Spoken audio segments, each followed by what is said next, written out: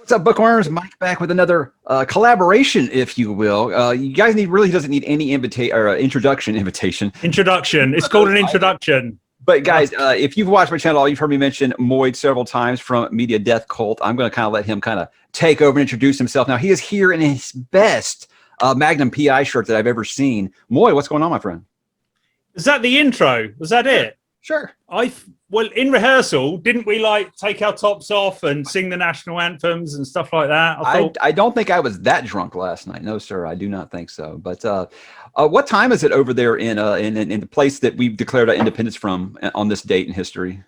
It's 10 minutes past 5 in the evening, GMT, because we invented time, okay? Don't you forget about it.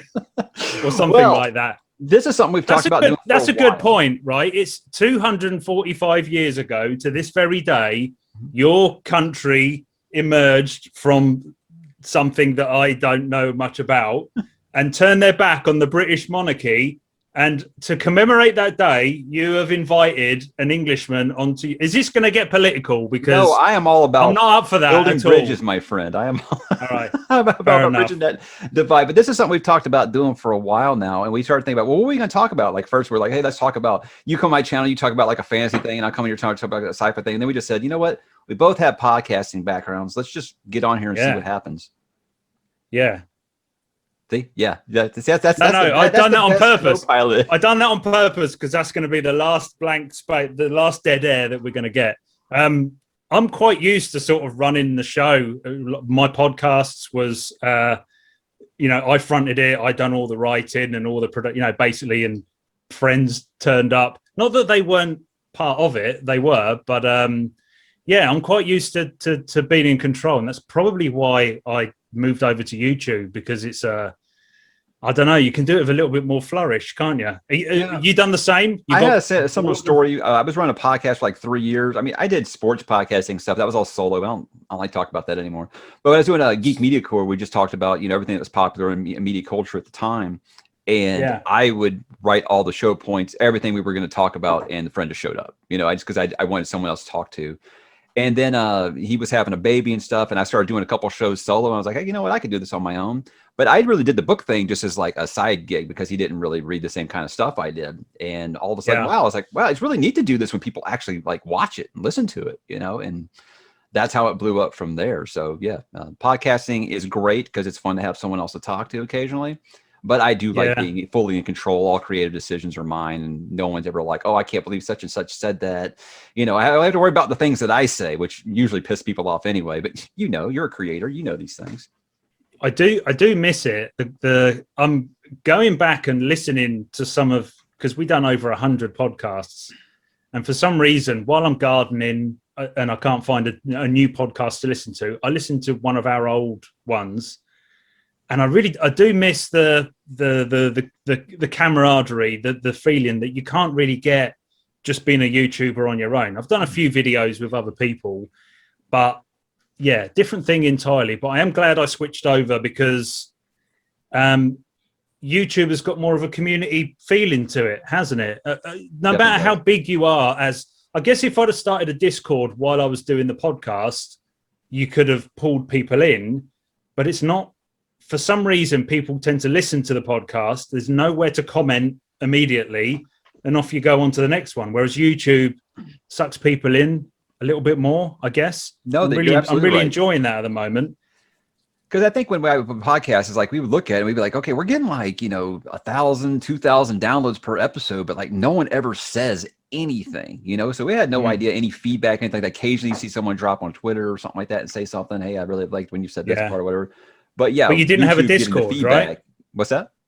You didn't have a Discord with the podcast. No, I didn't do Discord until I was close to probably about 6,000 subs on this channel before people kind of strong-armed me into it. Because at the time they were telling me, hey, you should start a Discord. And I was like, that sounds like another social media that I'm going to have to pay attention to, and I don't want to. But I just kind of like asked, do you guys want me to do this? And they said, yeah. And I've got like, almost 5,500 people on there now. So I guess that was something they wanted. But yeah, that basically has been a social media replacement for me, because I like it, because it doesn't have all the cancer that the rest of social media has. So very little. Yeah, I'm the same as you. I didn't start the Discord until October, I think. so it's only a few months old, and I was reluctant for the same reasons. I thought I'm going to be obsessed with this. I don't think I have the time to deal with it, but I think it's the best thing that's ever happened to the channel. It's great interaction, and although it is social media, and you get a few arseholes. Actually, I've only banned 3 people out of the 1,500. I've got a 1,600 or so. Yeah, it seems like the assholes haven't really made the move to Discord yet. So there was one. No, I won't say that because he'll know that I don't want to mention. I'm not talking about people. Don't give them power. That's the thing. Even I knew we'd get sucked into the we might as well talk about that. The negative side. There's lots of negative that comes into being a public creator. There is. But it's the skill of getting rid of them, because I could probably make videos. Well, I know I could make videos that are not going to cause much of a reaction at all and be a little bit vanilla, and no one's really going to say much about them at all. And I find that quite boring. You may as well push things a little bit, knowing that you're going to upset maybe 10% of the audience. Hopefully the 90 that's left over, I'm just plucking these figures out of the air, by the way. Hopefully the 90 that left over, guys. Yeah, they appreciate. Well, I don't get many negative comments at all now. The odd person will find the channel. All I get is like you do. You missed this book out of a list. This book you haven't read. I can't believe you didn't mention it. Yeah, I mean, I tell people all the time, it's like, yeah, I post those over the top comments because they make me laugh. People are like, don't let it get you down. It's like, it don't, because 99 to 1, I mean, even more than that probably, or it's positive. It's just mostly overly positive things. That's why the Discord is so great, such a positive community. But yeah, you do get the jerks, and it's most of the time it's people that aren't even sub to your channel. They just find you when they're just browsing or something like that, and they just like, hey, I'm just gonna go in. You can go and click on their thing and see if they got like 2 subscribers and they got like 1 video, and it's like them playing some Twitch game where they're just like cussing and screaming the whole time. Like, well, I'm not gonna worry too much about this guy, Yeah, there's a little bit of that, but you have complete control over it on Discord, and I think you can form the environment that you want, and quite quickly people understand the mentality of your community or cult, whatever you want to call it. And I haven't reached cult status yet, but I have goals for the rest of the year. I really do.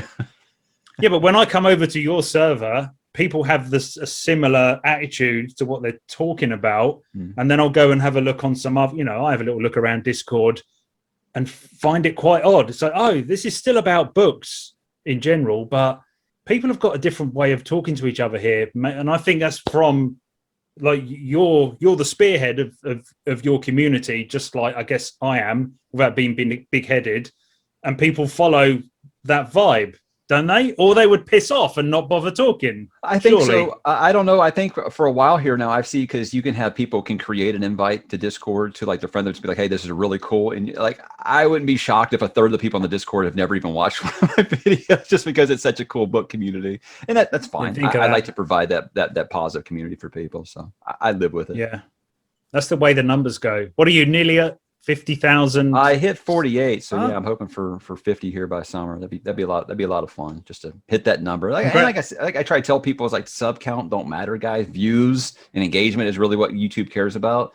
But it's still cool to see that that number. When I started this, I was like, hey, I think maybe my ceiling is about 5,000. That'd be something, wouldn't it? So the sub count doesn't reflect, although people are still seeing your video more if you're bigger. Yeah, if someone discovers your channel and they say, hey, this guy's got this much, hey, they probably got good stuff, I'll check them out. Then I mean, I do it too. You look for stuff and you see someone's got like 300 subs and you're like, oh well, are they any good? But I'll usually give somebody a chance for sure. But honestly, I'm working so much with reading and creating, I don't have a lot of time to watch a lot of people. I watch you, I watch Philip, I watch Sarah Reed's, but I mean, a lot of people I don't have time to watch everything that they produce, but a lot of times I treat it kind of like I do a podcast, which I know sucks for someone like you that does a lot of visual funny stuff, and I just listen like it's a podcast. So I mean, that's just the best way that I can do it and get away with it at work, because if they come over to see like watching something on YouTube, they probably wouldn't like it very much. I don't know. Depends what job you've got. Yeah, what's that? Depends what job you've got. Yeah, is there someone on your shoulder checking what you're doing? No, not really. It's just I'm still so new at the company. I'd rather not, You get in that negative space and you never get out of it, you know? So I like to treat it like a podcast. Do they know who you are? Do they know your Mike's book reviews? Not at all. Here's the thing: is like we'll have things where we do like at work, and they'll have like people like for this like group huddle kind of thing they do to try to permit just to teach you to work as a team, stuff like that. And they'll have you read this sections out loud, and whenever I read, they're like, "Wow, you have a really great speaking voice." And I was kind of like, I have a side thing, but I didn't really tell them what it was because not that it's only a matter of time. Less of me. I just don't want to sound like I'm humble bragging about something I do on the side that doesn't pay me, a third of what I get paid at my real job, so. You should brag. You should brag about it. It's what you do, right? I did have my first instance of somebody noticing me in public, though. I was at the grocery store yesterday, and someone just passed by. They go, "Hey, Mike, how's the channel going?" I was like, "Wow, good, thank you." So that was it. So amazing. I haven't had that. No, although no, we haven't really left the house in the last 2 years. But you guys allowed to leave the house yet? Yeah, we're almost back to normal. We were supposed to have our last lockdown release, which is pretty much everything back to normal. Last month, of Australia viewers, and they're back in a lockdown for 2 weeks, and I was like, man, they've gone back. Yeah, we're doing okay because we've got really good vaccination.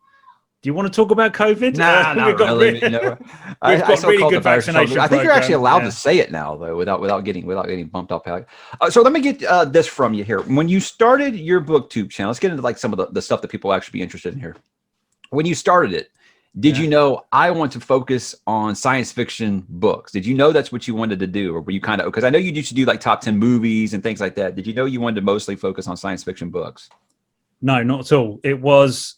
The podcast was a film podcast, so we reviewed like 3 films a week and had a little theme going.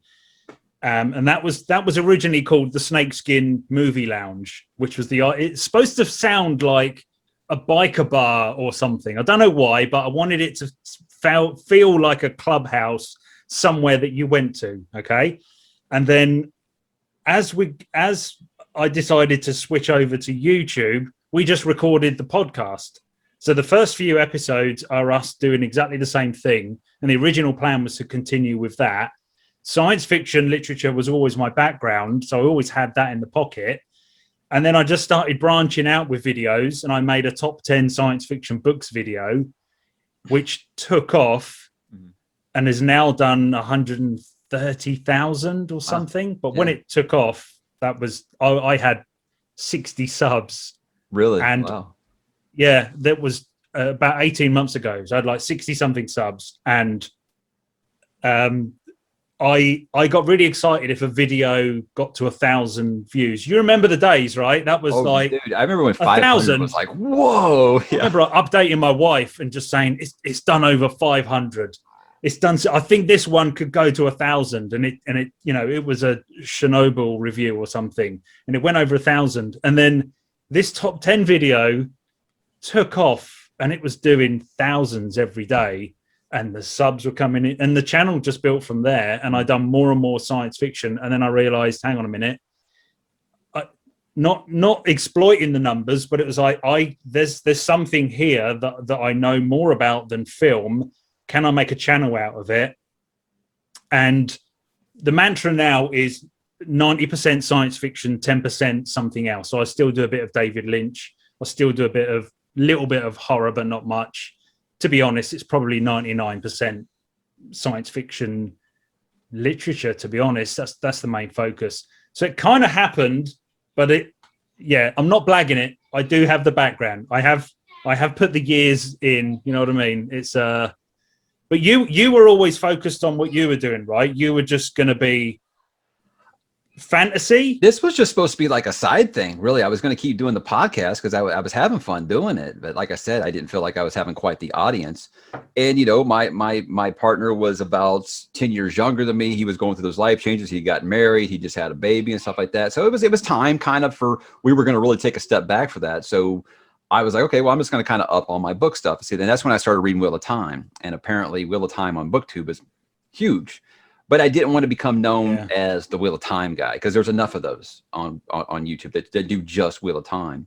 So I said, hey, let me see if it's just Wheel of Time, or if people actually like hearing what I had to say. So I started doing other series, And when those started taking off, I was like, okay. Then I started taking, recommendations from viewers, stuff like that, and started reviewing that. And it just kind of a snowball effect, and where finally was a point like, hey, it's been fun, but I think I'm gonna go ahead and retire Geek Media Core because I don't have time to do both. And he's like, man, I don't have time to sleep right now because of the baby. So it's all good. We're still really great friends, and he still watches the channel, so that's awesome. It was actually a really nice split, I say before, more than so than just you know what, I'm going solo. It wasn't anything like that.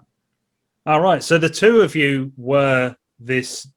What was it? Geek Media Core? What? It's supposed to be like Geek Media Core. It's supposed to be like Green Lantern Core. Yeah. We weren't very original. I don't know what that is. Yeah. I'm a comic book guy, but I've never got into Green Lantern. But we were both real big Green Lantern fans. That's actually how we got introduced to each other. So that's kind of how that happened. But we were going to do like comics and stuff when we first started. And then we were like, oh, let's just talk about movies. See anything that's going on right now. And just kind of, There's a lot of channels like that. But the thing is, when you pay more attention to the algorithm, and I still watch quite a few YouTube videos, like tutorials, people telling you what you should be doing. Yeah. How not beat it, but just like good practice. And I think it only counts when you're a certain size, because you do need to kind of pull people in and grow the channel. But I believe when you get over a certain size, you don't need that algorithm as much, because you have the fan base, for want of a better phrase, but you have people there already. So someone as big as Daniel Green he's got over 300,000 subscribers. Every video races to 20,000 in the first couple of days. Okay. And he's full time. That's his job, right? He doesn't have to worry so much about, well, this new fantasy book's coming out. I know he's going to cover Wheel of Time on TV show, because he's a Wheel of Time guy, but he doesn't have to focus so much on it, because people are there for Daniel Green rather than specific book titles. And I think with 50,000 and growing, people are coming to you and more importantly, they're staying on your channel because of you. I think that's a much better.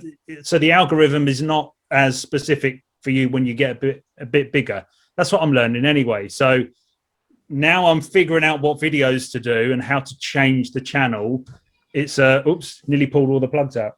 Thing I've learned is do top 10 videos, and I think you're doing that just great, because top 10 videos, when I only do them occasionally, but when I do them, it's usually a winner. Let's put it that way. Even though everybody hates everything I say, they're usually a winner. People love making them. Yeah, they're really easy to make. Well, the research is easy. I get books off, any excuse to get books off the shelf and talk about books.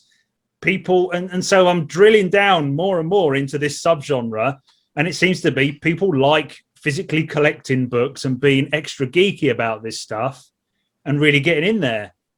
But the stuff that I thought would, show off my skills as a writer and actually trying to make the best video I possibly can, which are the book reviews, they don't get as many views as pissing around with top 10s. I think the top 10s are fun, but I don't know, they feel a bit cheap, to be honest. They do. It's like the equivalent of like a slideshow that like sports sites used to do to get clicks on their thing. And I definitely don't say that's I don't personally, I don't do click videos. I would love for the channel to keep growing and stuff like that, but I did this because this isn't a job. This is something that I wanted to do for fun, create discussion. I will take creating discussion 100 times over, hey, I did a video that's just going to get a lot of people to subscribe to the channel. And that's why I think that my growth rate has started to decline, because I made Kindle videos because there was a lot of people who had questions about them. But apparently a lot of people that subscribed to the channel for Kindle videos thought I was just going to be reviewing other, technical things or electronics. Right. And it's like, that's not the channel I'm doing. Like now I'm covering Berserk, which is a very famous manga comic. And I've got a lot of new subscribers from that. And I'm like, well, they're going to be upset when they realize that this is not a comic book channel, So you get those new audiences, but a lot of them, they'll subscribe and then they'll never watch anything ever again. So that's why I say in the end, sub count doesn't really count. But as far as the algorithm goes, man, I've never understood it. I've said I'd like to keep my videos around the 20-minute mark. I make sure that I put in all the tags and things like that. That's really all I ever did. So if I you don't followed, know how I got lucky. Well, if you followed, no, it's because you're good at it. You're putting yourself down. You're good at it. It's an interest. No, I've watched hundreds of booktubers, Mike. Between you and me, I've watched hundreds of them. Okay, there's not many good ones out there. So you're pretty good at what this you is do. weird for people because for the longest time people thought you and I hated each other because I don't know if it's like my background in like watching wrestling.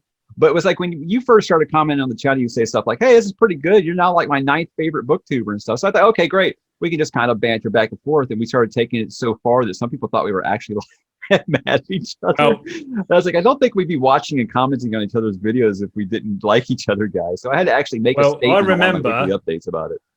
Well, before that, you sent me a private message saying, oh, Moid, I hope I didn't offend you. Really sorry if I did. I was talking about something else. I thought, what the fuck is he? What are you talking about? I still don't know what you're talking about.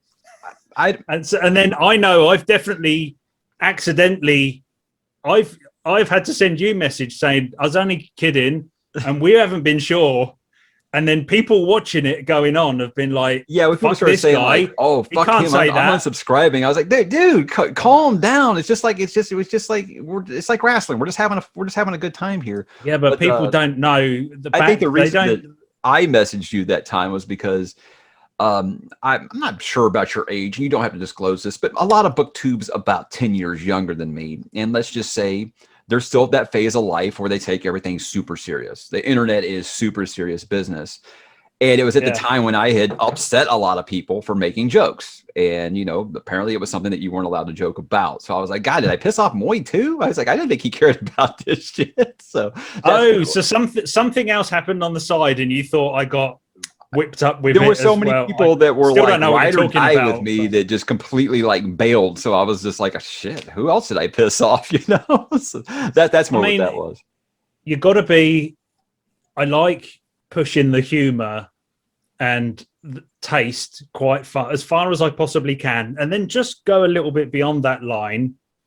And some people, that's it. They will never watch one of my videos. It's not that I'm super offensive or anything, because YouTube would just warn me. But I don't do that. I may do that in real life off camera. So I've got to be careful. But I like pushing it. But again, the community that sticks with you, they get it as well. When we have the Zoom meetings, because I copied you. I do a Zoom meeting once a month now with certain patrons. It's like the coolest book club ever. Man. Shit, like 4 hours we were talking and we had to turn stuff off because we all had other stuff to do, and there's a lot of day drinking going on, and it was really good. But what was my point? They had the same sense of humor, and it was messy in the end. There's lots of mum jokes, there's lots of offensive language, and I thought, okay, these are my people. They get me. That's why they're at that level Patreon. And I understand if someone comes along and just like, fucking hell, this isn't for me. But then they're not going to be with you forever anyway. Right. So you're slowly building up this, this hardcore, I guess. But you got to be careful, because if you push it too far, people don't get the context. And like you say, I got messages, or I could see on your server, unsubscribed, or in the description, because I would say something.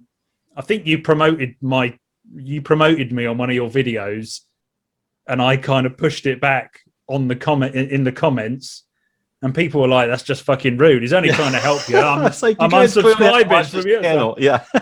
Shit. I've done it again. So you have to backtrack a bit, but hopefully we won't offend any. The idea isn't to offend anyone. A segment that you do that I really like, and I wish I had your sense of humor to be able to pull this off. I was like, I have like dad joke sense of humor. I don't have. I mean, you obviously said you have a background in writing, so you probably know how to make people laugh. Me, it's just like, hey, look at me, I'm funny. But it was when you did where you read your ridiculous comments and you respond to those comments. I love those, especially the sci-fi for beginners video where the guy was talking about Dune. And he said, I said it was science fiction for beginners, not science fiction for complete fucking morons. And I about lost my brain on that. I wish I could do stuff like this, because I don't know. I say those things to myself. I just don't say them. I think they're my favorite ones to write as well. The like fake conversations, like you're actually talking back to people. And as I get better at editing as well, it's all in the edit as well. It's the timing. But I don't have a background in that. I'm just making it up, and I'm paying attention to what I'm doing and trying to figure out how to drop the. I don't know. They're not jokes. I don't write jokes, do I? It's just me being a dick, and people kind of laugh at me. I like that. I like got to laugh at me. I don't really want to stand there and deliver a joke, but I've got more of that stuff coming up as well, because I've got a big Q&A video, and it's based around sort of quick back and forth, which I think I'm writing that over the next couple of days, because I just crossed 1 million views today. Outstanding. 1 million. Outstanding. Congratulations. On the up and up. So, I mean, you've been doing this has it been a year yet? If you look on YouTube, it says January 2019, but that's just when I set it up. Yeah, mine's like 2016. I'm like, I ain't been here that long. Yeah. But it was really just before COVID. I had some YouTube stuff on there, and the sci-fi, because the sci-fi stuff took off, and the one of the places I was working at the time, I remember someone had watched the video, and I said, yeah, that one's got, it's got 5,000 views now. And then I haven't seen that guy since. And so it was round about the beginning of COVID. And then that forced me to have a bit more freedom and work on it. And now it's like a significant part of my income. And I'm really trying to, I'd go full time. That's the goal. I don't mind telling people. If I could do this for a job. How big has it got to get before, what do? You're an accountant, right? Yeah. I mean, look, it have to be a point where I would be okay not only abandoning my regular side, because I mean, look, what I tell people all the time is, guys, I didn't leave the workforce at 38 years old and go back to school to finish my degree to be a YouTuber. Yeah, I didn't. It have to be enough to where I not only would I be replacing my salary, but I got to replace my benefits. I got to be okay having no insurance. I got to be okay with having no pension, no retirement, things like that. And I think if I really for myself, I mean, I'm talking like 2-3 videos a day type. Sure, I could probably get there. I think I have enough ideas in my head to get there. 2 or 3 videos a day? No, why would you make 2 or 3 videos a day? I don't know. Just have a ton of content because it's not. No. I look at Look, my worst videos, they do 2,000 views. My worst videos, like my Stephen King stuff that no one fucking cares about apparently except me. So those are my worst. My book reviews. I'm telling you. Yeah, reviews. Oh, okay. All right. No. Now we got to talk about this before I forget about it. Here's what I don't get as a creator is, as a book reviewer, is people say, when I started the channel, I was doing full spoiler reviews. The whole thing was just full spoilers all the way. And a lot of people said, oh, well, I can't watch this because I haven't read it yet. So you should really switch to non-spoiler. So I thought at first I was like, okay, I'll do the first half non-spoiler and then I'll do spoiler second half. You know what that did? That killed my engagement because halfway through the video, people stopped watching. So that made you go down. So the algorithm didn't like the video. It thought that people weren't staying interested in your videos. So I scrapped that. So you know what? I'm going to be completely spoiler free from now on. We want to talk spoilers in the comments. We can do it there, kind of thing. And then you get people who say, well, I won't watch that video because I haven't read the book. I was like, so you're telling me you won't watch it if it's got spoilers because you don't want to spoil the book for you, and I should make non-spoiler videos, but then you won't watch the non-spoiler one because you haven't read the book? Am I selling the book to you or not? It's like, guys, pick a position here, So there's that. But that's why you do videos like top 10s or what I'm going to read, my TBR, things like that, because people will watch those regardless. So that's why you have to do those kinds of things. There's some big booktubers, and I like to look at what content they make. There are plenty that never ever do a book review. It's honestly, they don't review, but they don't. Are these I read 47 books last month types? Yeah. No. I don't want to name names. There are some that are just very clickbaity, and I read TikTok's top 10 books, and it's like, all right, okay, that's the reaction video type of they get massive views, but it's a different demographic, right? It's not the geeky stuff. So I think we drill down a bit deeper, right? We do a bit more. It's not surface stuff. I like to think so anyway. So there are channels that it's just TBRs It's not even top tens. It's TBRs and book hauls and just about books in general. And they never really talk about book reviews. Mm-hmm. But I think if we're talking spoiler or non-spoiler, I believe non-spoiler is always going to do better because obviously everyone can watch it.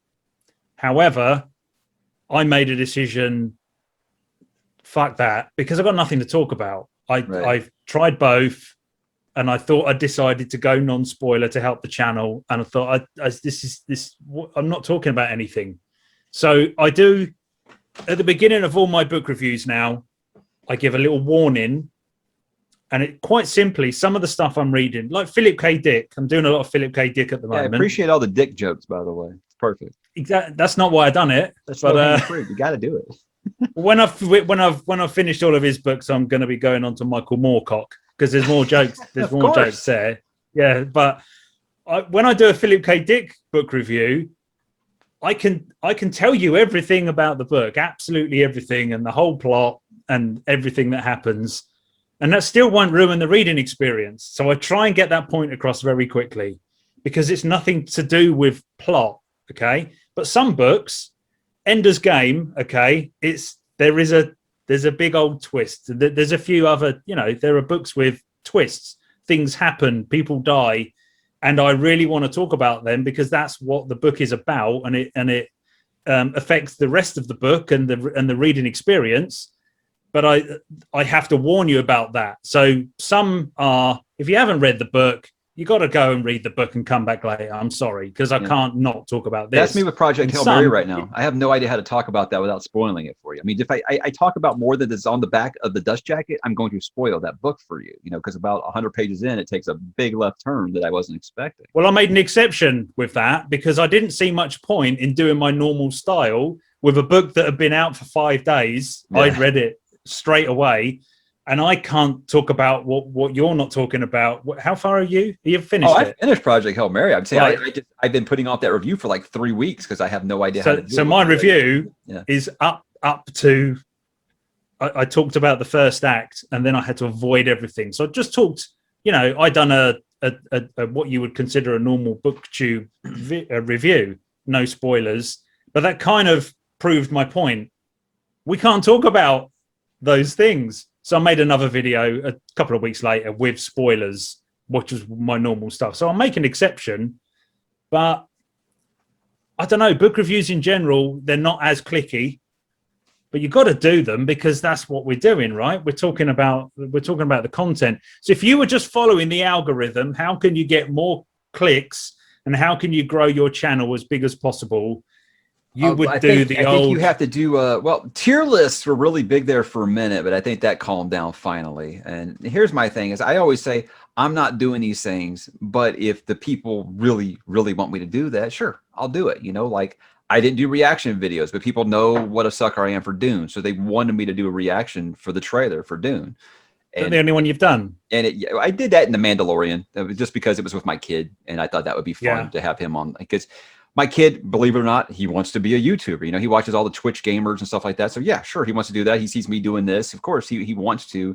I mean, he's not interested in. He just subscribed to my channel yesterday, by the way, just now. Oh, congratulations! But yeah. Even though he's like flat, I'll say, yeah, I'm not going to watch, but I'll give you a subscription. Thanks, buddy. I appreciate that. I think the only one he watched was my top 10 video games of all time. That was the only one that he watched, and then he told me how wrong it was because I didn't have Roblox on there. I don't know, something he plays right now, something he'll forget about by this time next year. But you got to say, look, it's my video, not your video. That's the thing. Like I say, I know books. Watch out, books. But yeah, if it's something that people really carry on, they want me to do. Now, look, if it's a book series I have no interest in, like there are some of that, I'm not going to do it. I don't care how much you guys ask for it.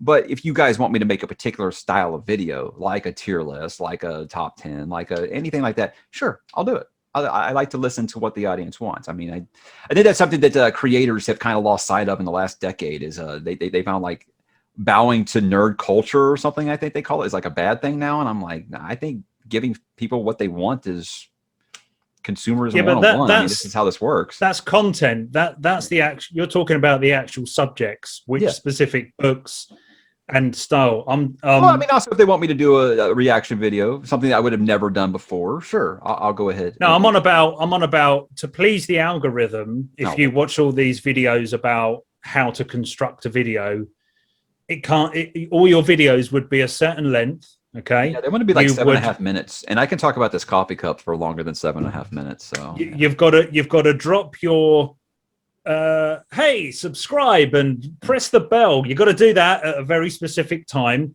Is this video giving you value? Press the button, all that shit. Okay. And then you got to remind them halfway through. You shouldn't swear, because that, although you still get monetized, I think the evidence is if you are bad mouthed, it's going to slightly affect your. I think it is. Or is I try to stay family unless the content is like Berserk. That's nothing that kids should be reading. So yeah, I'll drop some F-bombs in that video or something like that. But yeah, I'm with you. See, I swear a lot in my videos, and that's what makes them great. But I think I will. I'm not against it. I will let it happen sometimes if I'm really feeling something. But I try to not be like I talk around the house. No, I think I'm worse. I think there's a YouTube persona, right? Mm-hmm.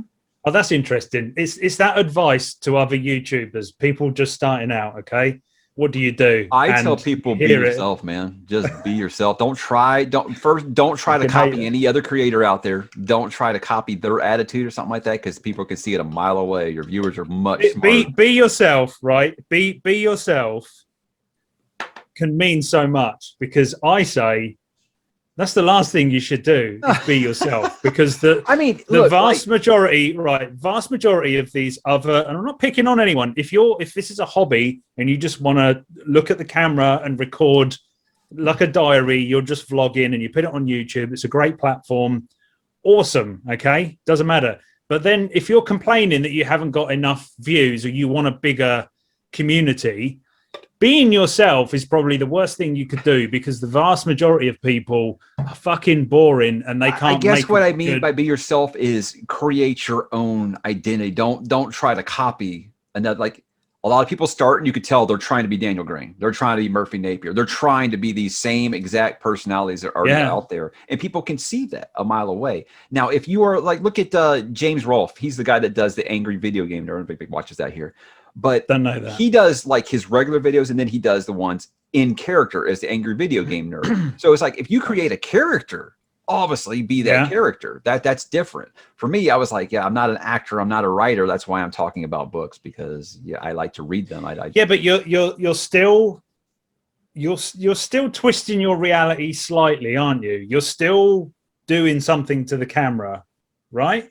No, I'm being yourself. This you and I go get a beer away from here. This is exactly how I would act. So yeah, I guess it is me as well. But I think we are kind of talking about the same thing. But that advice of be yourself, I think a lot of people take it as I can literally just talk like I would normally, and if I'm dull and not very interesting, I don't need to write a script. There's not really much you can do if you're not a good speaker when you're using a platform that uses speaking. Now, if you're absolutely drop dead gorgeous, I mean, like I said, I'm not as handsome as Moid here. You get to use your moneymaker to get people to click the video. See, I don't get to do that. Like Philip's doing the thing where he's like, with the guns the other day. See, I'm not like that. I know that. What was he doing? That's why I used to say I had a face made for radio, because I had a great voice, but my face wasn't bringing anyone in. So that's why I was sticking to just podcasting at the time. So yeah, if you can't talk though, I mean, I don't know if be yourself is the best advice.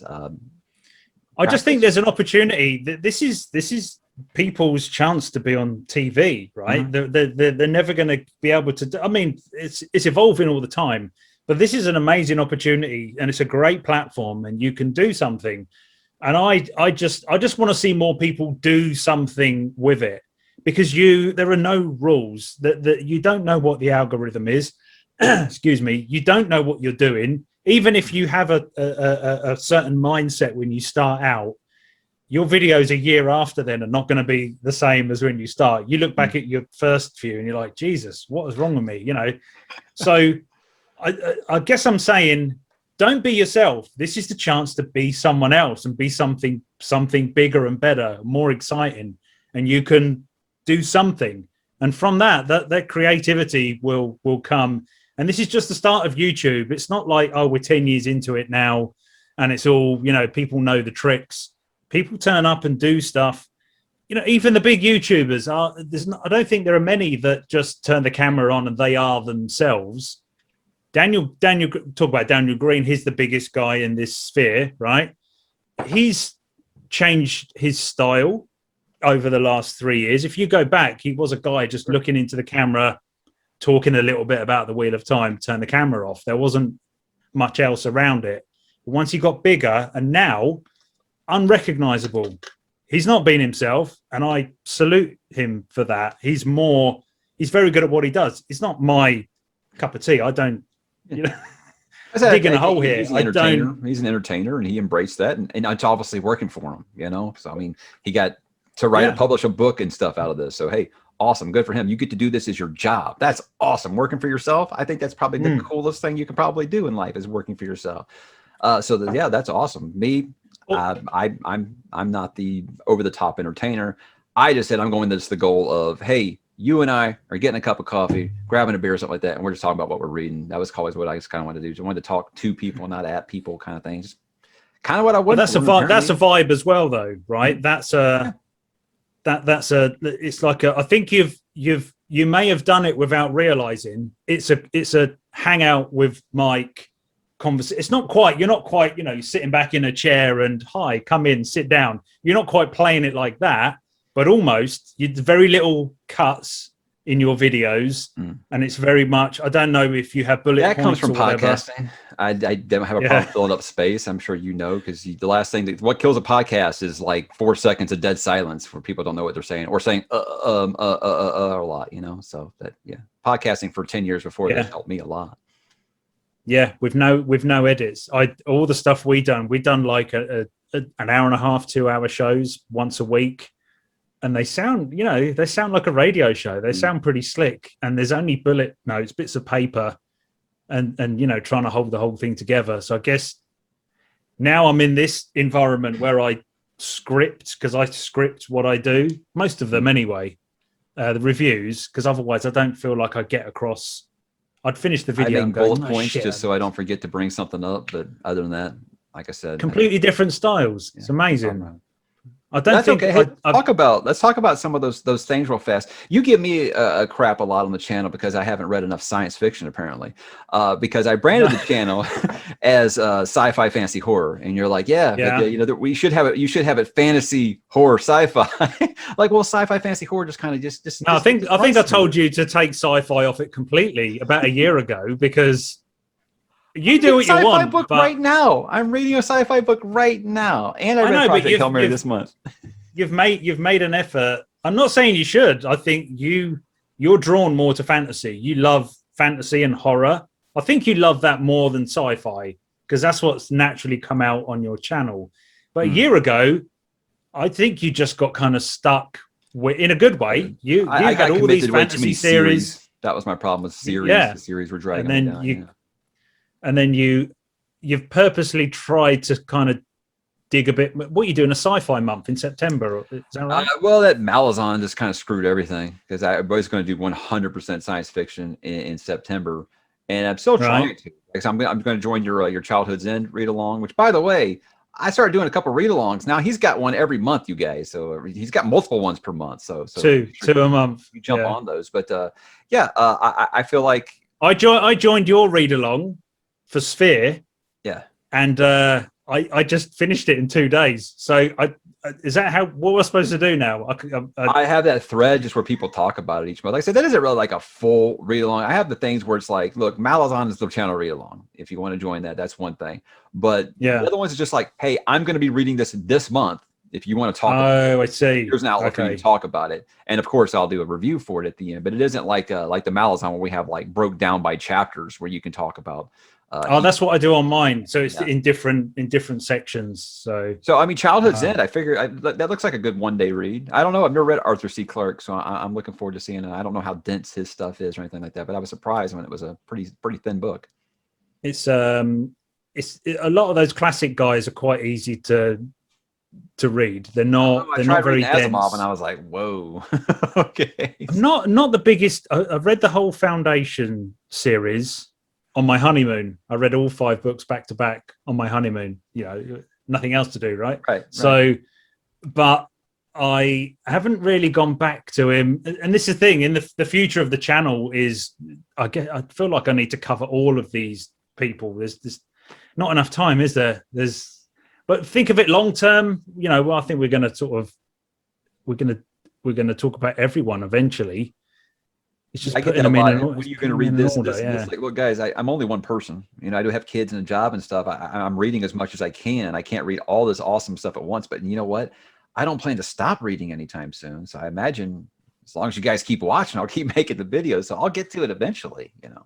So you're happy to just carry on working full time and doing this amount of content for the foreseeable future? I mean, yeah. If my roles with this company keep growing, I mean, I don't know if I'll do the same level of content, but I don't imagine I might have in the future, you know, a week where I do 2 or 3 videos and some where I disappear for a week. I don't know. I don't know how things are going to go. I mean, right now it's a job that I'm very comfortable with doing this, you know, because I mean, like I said, I don't do the scripting and the crazy editing like you do, where I can do a video, like I got to do one tonight before I go to bed. Okay, boom, I record it. I slap a couple of logos on it. Boom, there, it's gone. You know, I'm done in an hour. Yeah. Yeah.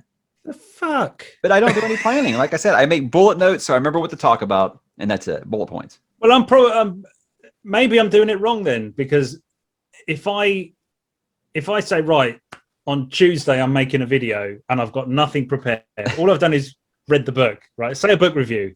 You're not getting it until Thursday? I can write the review and give myself like a lunchtime deadline. So that's half a day writing constructing because I like to get a pace to it. You know, maybe I'm overthinking it. I can't just switch the camera on and just talk about the book. So I'll review and then I'll walk the dogs, put my stuff away, because I have to set up everything and put it all, you know, every single time. Sometimes I do record back to back, but whatever. And then I'll edit in the afternoon, and by dinner time it's done and it's uploading, and then I'll put bits on it as well.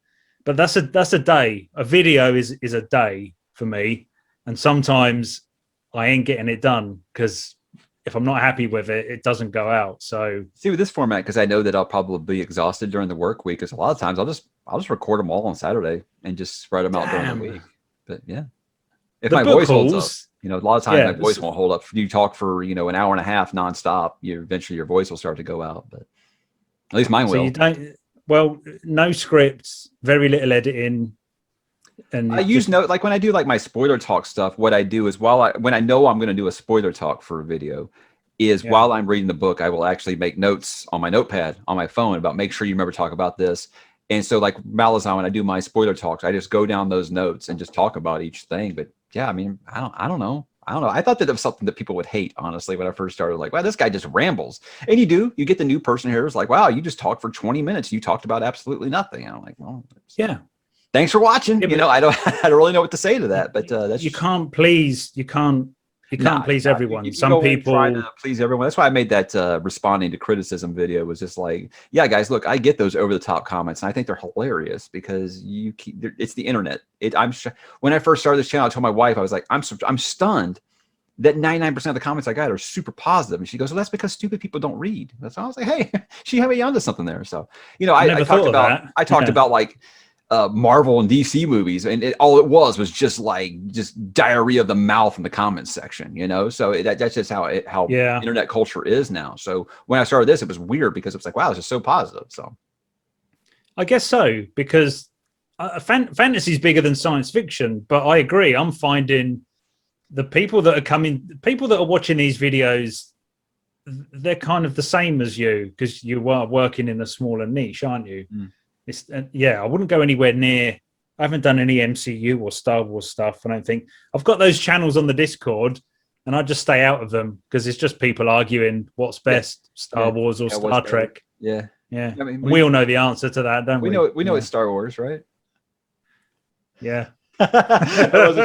Now, look, here's my thing: is I've always been like, hey, I'm not a this or that. If it's two great things, bring it all on. But I will say, I've read like over 70 Star Wars extended universe novels, and I've read 0 Star Trek ones. So there you are. Although I am interested in the Deep Space Nine ones. Deep Space Nine books. I love that show. So yeah, I would be happy to hear some continuations of that. Sure.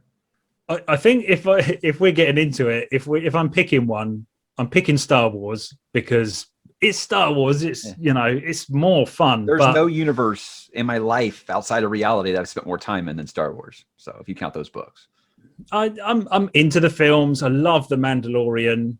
I've read the Thrawn trilogy. Is it the Thrawn? And I don't know. I love the production on most of the films. It's a great universe. But I used to love Star Trek more. I used to watch. I grew up when Next Generation was on. And I used to, was my weekly TV show. And then as it was on repeat, I would watch it as well. So I got quite into that. And then same as you, I really got into Deep Space Nine, especially when after 3 or 4 seasons, when it got really good. There was. Was it the Dominion? There was like a big threat coming. Mm-hmm. That I loved how Star Trek, which was very episodical and like a soap opera for the original and Next Generation, they didn't seem to be. They stopped the standalone episodes and they started making season-long arcs, and it was really, really Deep good. Space Nine felt like, oh, hang on, we've got this shit. They would still have to break off a little bit, but I really loved what they done with it. And then I think I watched whatever came after that and didn't like it. No, I didn't do Voyager. Voyager was no go for me. Yeah. No, it just didn't feel the same. And then the original series, Next Gen, and Deep Space Nine, I love it. I'll rewatch them constantly. I see them on TV on a rerun. I'll watch it. Hell yeah. But I think there's better TV. Battlestar came along and Battlestar and Babylon. That's my jams right there. Never got into Babylon 5. Never did. It was one of those that I'm watching it now if it's going to have the same effect, because all you're going to do is be like, wow, this looks really cheap because it was made in the mid-90s and it didn't have Star Trek. I don't mind that. I hear the storylines. Then maybe one day, but that's something. Am I ever going to have time? I'm struggling to finish. What am I watching? Raised by Wolves. Have you seen that? I haven't, but I want to because I love Travis Fimmel in Vikings, and I always said I'd watch whatever he did next, and I haven't watched it yet. I don't know who that is. Is he an actor? He's on Raised by Wolves. I don't know what character he plays, but Travis Fimmel. He's got the really blue eyes. Check it out. Yeah, be interesting to see what you think. But I'm struggling. Just time, and if it's something that my wife doesn't watch. Yeah, that's my problem. I have to find time to grab it on my own, and I don't want to, keep. When I was doing the movie podcast, it would always be, I've got to watch these 3 films this week. I was like, gotta go read. Yeah. Well, the actual podcast itself didn't take too much time up. That was a doddle. That was editing in an hour and one evening recording it. Yeah, and off you go. And I guess it was a lot less work. It really, really was. Yeah. Can't believe it, yeah. And there's no interaction. I feel like I'm always talking to people on Discord or whatever, which is nice, But no, I'm going for the full time. If I could do this, I'm quite lucky with my work. I can take on more, do less. I can do all sorts of bits and pieces. But if I could go full time, yeah, that'd be interesting. Just to tell people that you're a YouTuber, that's your job. To be honest, I do that now just to see the look on their face. It's kind of funny. My kid's birthday party in May is he had a bunch of his friends over here or whatever, and I had a sign on my office door here that said "Do not enter under penalty of death." And one of his friends asked, "What's so great?" He's like, "Oh, he's got all of his YouTuber equipment in there," and they're like, "Whoa, your dad's a YouTuber!" And so all of a sudden, I became like the cool dad, like overnight. So it's a cool thing. I still don't know how I ended up doing it. I don't know any other YouTubers. It's a weird thing to do. It's kind of scary at times, and we just it's hard to stop thinking about. It's a thing, isn't it? Well, here's the thing: is like I never meant to do this. The Wheel of Time stuff was just like videos I was kind of making for me to go back and refer to, because it was such a long series to be able to remember everything that happened. in those books. And then I was like, whoa, what the hell? I got like 200 views on this last night. This never happens, So that's kind of what it spawned out of. But it's so funny. It's because those videos are what brought a lot of people to the channel. And then when I go back and watch them now, I'm like, oh my God, this is awful. I have like no structure. Yeah. The audio quality is terrible. The audio isn't matching up to my lips. This is terrible. But people still watch them. I still all the time. I'll look at like my most viewed videos for the month, and those Wheel of Time ones are still on there. You've got to look at the old stuff just to see how far you've come. And I tell people, like, when I refer to some of my old videos, I'm like, hey, if you want to check it out, it's right here. But I'm warning you, it's painful by comparison. They don't see that though. Yeah. Like people still finding. I mean, it's getting on for 130,000 views, and I think it's a shit video. It's like the images. I do a little. Roy is in that video as well, so there's kind of a bit of a skit. There's something going on in it. And which I don't do very often, but the actual pacing and the structure and me and all the camera stuff, everything gets a bit better as with experience. But people don't see it like you see it. You're gonna be very critical of yourself, aren't you? But, let's see. I'm looking at my most viewed videos right now, and that Wheel of Time video that I was just talking about is at 36,000 views. The why I decided to read the Wheel of Time, and that was basically my first video on the channel. So it's kind of funny to see that, go back and look at it now. And I'm like, wow, things really have changed. But of course, my Kindle videos. Apparently, people have a lot of questions about Kindles. But if 10% of them stayed behind after watching that and grew your channel, I have a lot of people on the Discord that will tell me, hey, I found your channel through those Kindle videos and I stayed for the content. So yeah, all you got to do is really get that something out there, is get people to give you a chance. So you've got that big, 6-figure view video that's going to get you a lot of people that will give your channel a try that probably wouldn't, because you could have like the greatest produced video in the world, and if it's got like 12 views on it, people are probably going to think it ain't worth their time. So, I mean, it's just a sad truth of it. It really is. So now that I got a couple of those kind of videos under my belt, which are top 10 videos, my top 10 horror books, apparently that the horror one is the one that took off. I don't even understand, because I don't know. I find that horror, it's nothing to do with your channel. Small. Yeah. Are we getting a glitch thing? Am I slowing down? Can you hear me? I hear you fine. Oh, it just dropped out. I mean, you still look goofy, but we're not gonna hold that against you.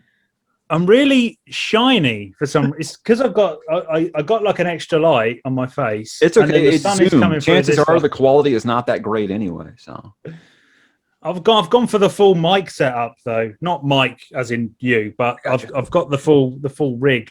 And I did put this off until I bought the new laptop. I think that camera is pretty fucking good, to be honest. But so you want to hear something ironic, since you're such a big sci-fi guy, that I actually discovered your channel from your Wheel of Time review.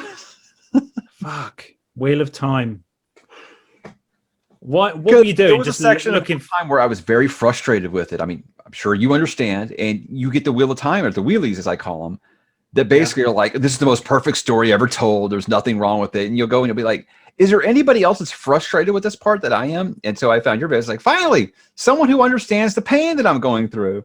So it's kind of funny that there's you and Jason's Weird Reads, and Jason's Weird Reads is a horror channel. And I found both of you guys. You're a sci-fi guy. He's a horror guy. And I found y'all off Wheel of Time reviews. So how about that? The algorithm didn't fail us after all. So whereabouts in the Wheel of Time? Because I get picked on a little bit for abandoning, because I pulled the plug. So I believe it was reviewing them all. That far? Winter's Heart? That's the last one I done. Yeah, I think that was the one that I found, because everyone had told me, oh yeah, the slog 7 through 10 so bad, but Winter's Heart's really great. And I got to Winter's Heart, I was like, no, this is just as painful as the last one was. What are you guys talking about? So it was interesting to find someone else who was finally sharing my frustration with it. So I found it because I maybe should have wrapped up the whole thing with a video. If I was in that situation now, I would still abandon it, because it wasn't doing anything for me. And I don't abandon, but if I'm reviewing it, I'm going to do it. But it's because the sci-fi stuff really took off, and that was when I was still kind of figuring out, well, hang on, it's not that I don't want to attract fantasy readers. I love fantasy. I've read a ton of fantasy, but they're not going to find I really wanted to get into the Wheel of Time, and I did for the first few books. And I guess my channel was a bit more like yours, where I done different genres. But then as it started getting into the slog, and all the stuff I loved about it at the beginning was pissing me off, the detail and the hanging out in that world. And then I thought, okay, I don't need to do it for 3 or 4 books in a row. And I started to get frustrated with what's the bigger, I don't want you to spoil what, because people who haven't read it, right. But I started to then think about, is this just going to be a big quest thing and these pieces are going to come together at the end and that person's going to defeat that person and it's going to have this inevitable end? If it does, I'm not going to tell you in case you ever decide to pick it back up. I've read the synopsis ahead, and it turns out I would have been very disappointed. I thought it was going to do something really amazing with the whole Wheel of Time thing. I did think, what a great idea. It just felt like they forgot what the big idea was. You got glimpses of it. I just wanted so much more of it. Like I say, I'm not just going to abandon a book because it wasn't exactly as I predicted. But I just there was just this feeling of dread when I had to read the next one. The Winter's Heart was like, nah, come on. I've got a little bit of that with Malazan right now. It's like, look, I'm enjoying Malazan, but it is fucking work, you guys. It is work. And so I'm like, hey, this is a Malazan free month. What a great month July is, you know? So I get that. I get that for sure. But hey, I've achieved my goal here. My goal here was to get you to come in here and talk about fantasy. So you want me to talk about sci-fi now? I'll do it, even though I'm probably... On the subject of fantasy, before we leave that behind, I pick on it because I find that funny because people say, because if someone says, why don't you read this book and like this fantasy book, this book's brilliant. Because I've got a top 10 fantasy books video that does really well, and people are still recommending fantasy books. Oh, you should read this. It's great. And I've probably heard of it. And I have a response, which is, I'm never reading another fantasy book again. And I mean that, but that sounds harsh, right? That is harsh. But it means for Booktube, I've got to just read science fiction. There's no time in my life to go and read a fantasy book on a whim on the side. I've got to keep up, and I'm okay with that. Science fiction is broad enough for me, and I'm dedicated to the channel. So I just say I'm never reading another fantasy book again, and people think that's because I hate fantasy, and that's my second biggest genre. I've got a whole bookcase full of fantasy books, and I was pretty much 50-50 for the last few years. But yeah, science fiction back there, was... I've read 10 times as much science fiction as I have fantasy, but you're the fantasy guy. That's the thing. It's like, I was more like, look, my favorite authors were Stephen King and Michael Crichton. I guess you could say that Crichton is kind of sci-fi because a lot of stuff is just hard science, or he created what they call the techno thriller and things like that. I mean, like, you just read Sphere. I mean, would you consider that science fiction? I mean, I very much would. Andromeda Strain, absolutely, but with the fantasy thing, that was just something that just kind of took off. And it was when I started to get into Wheel of Time was when I was like, okay, I'm going to read some more fantasy, because I wasn't like the fantasy guy before this channel really happened. So that was just me listening to what people wanted me to cover. And I'm not going to lie to you. I'll talk about Stephen King, Michael Crichton. I'll talk about anything horror. I'll talk about anything sci-fi. Does okay. I talk about fantasy. Does amazing. So I think that you want to keep it in Booktube. Oh yeah, it's huge. But you want to keep it in those genres, right?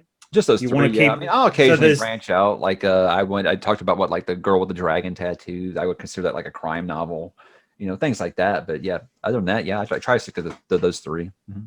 So have you always just been a reader of genre fiction, or did you just have you read anything? Really, the only thing I've really gotten into nonfiction is like I was real big on the JFK assassination all my life, so I've read a ton of books on that. Or I really like to stick to like autobiographies of like rock musicians and things like that. Just hearing about that crazy life, that kind of stuff interests me. Life stories, that kind of stuff. But just like, hey, here's one on like suffrage or something, like, or the Old West, how life was building fence posts in the Old West. I'm like, that's not interesting to me. So, but other people love, like my wife, she loves to read like people that are wrongly convicted and how they got out of it kind of thing. She loves stuff like that, or wrongly imprisoned.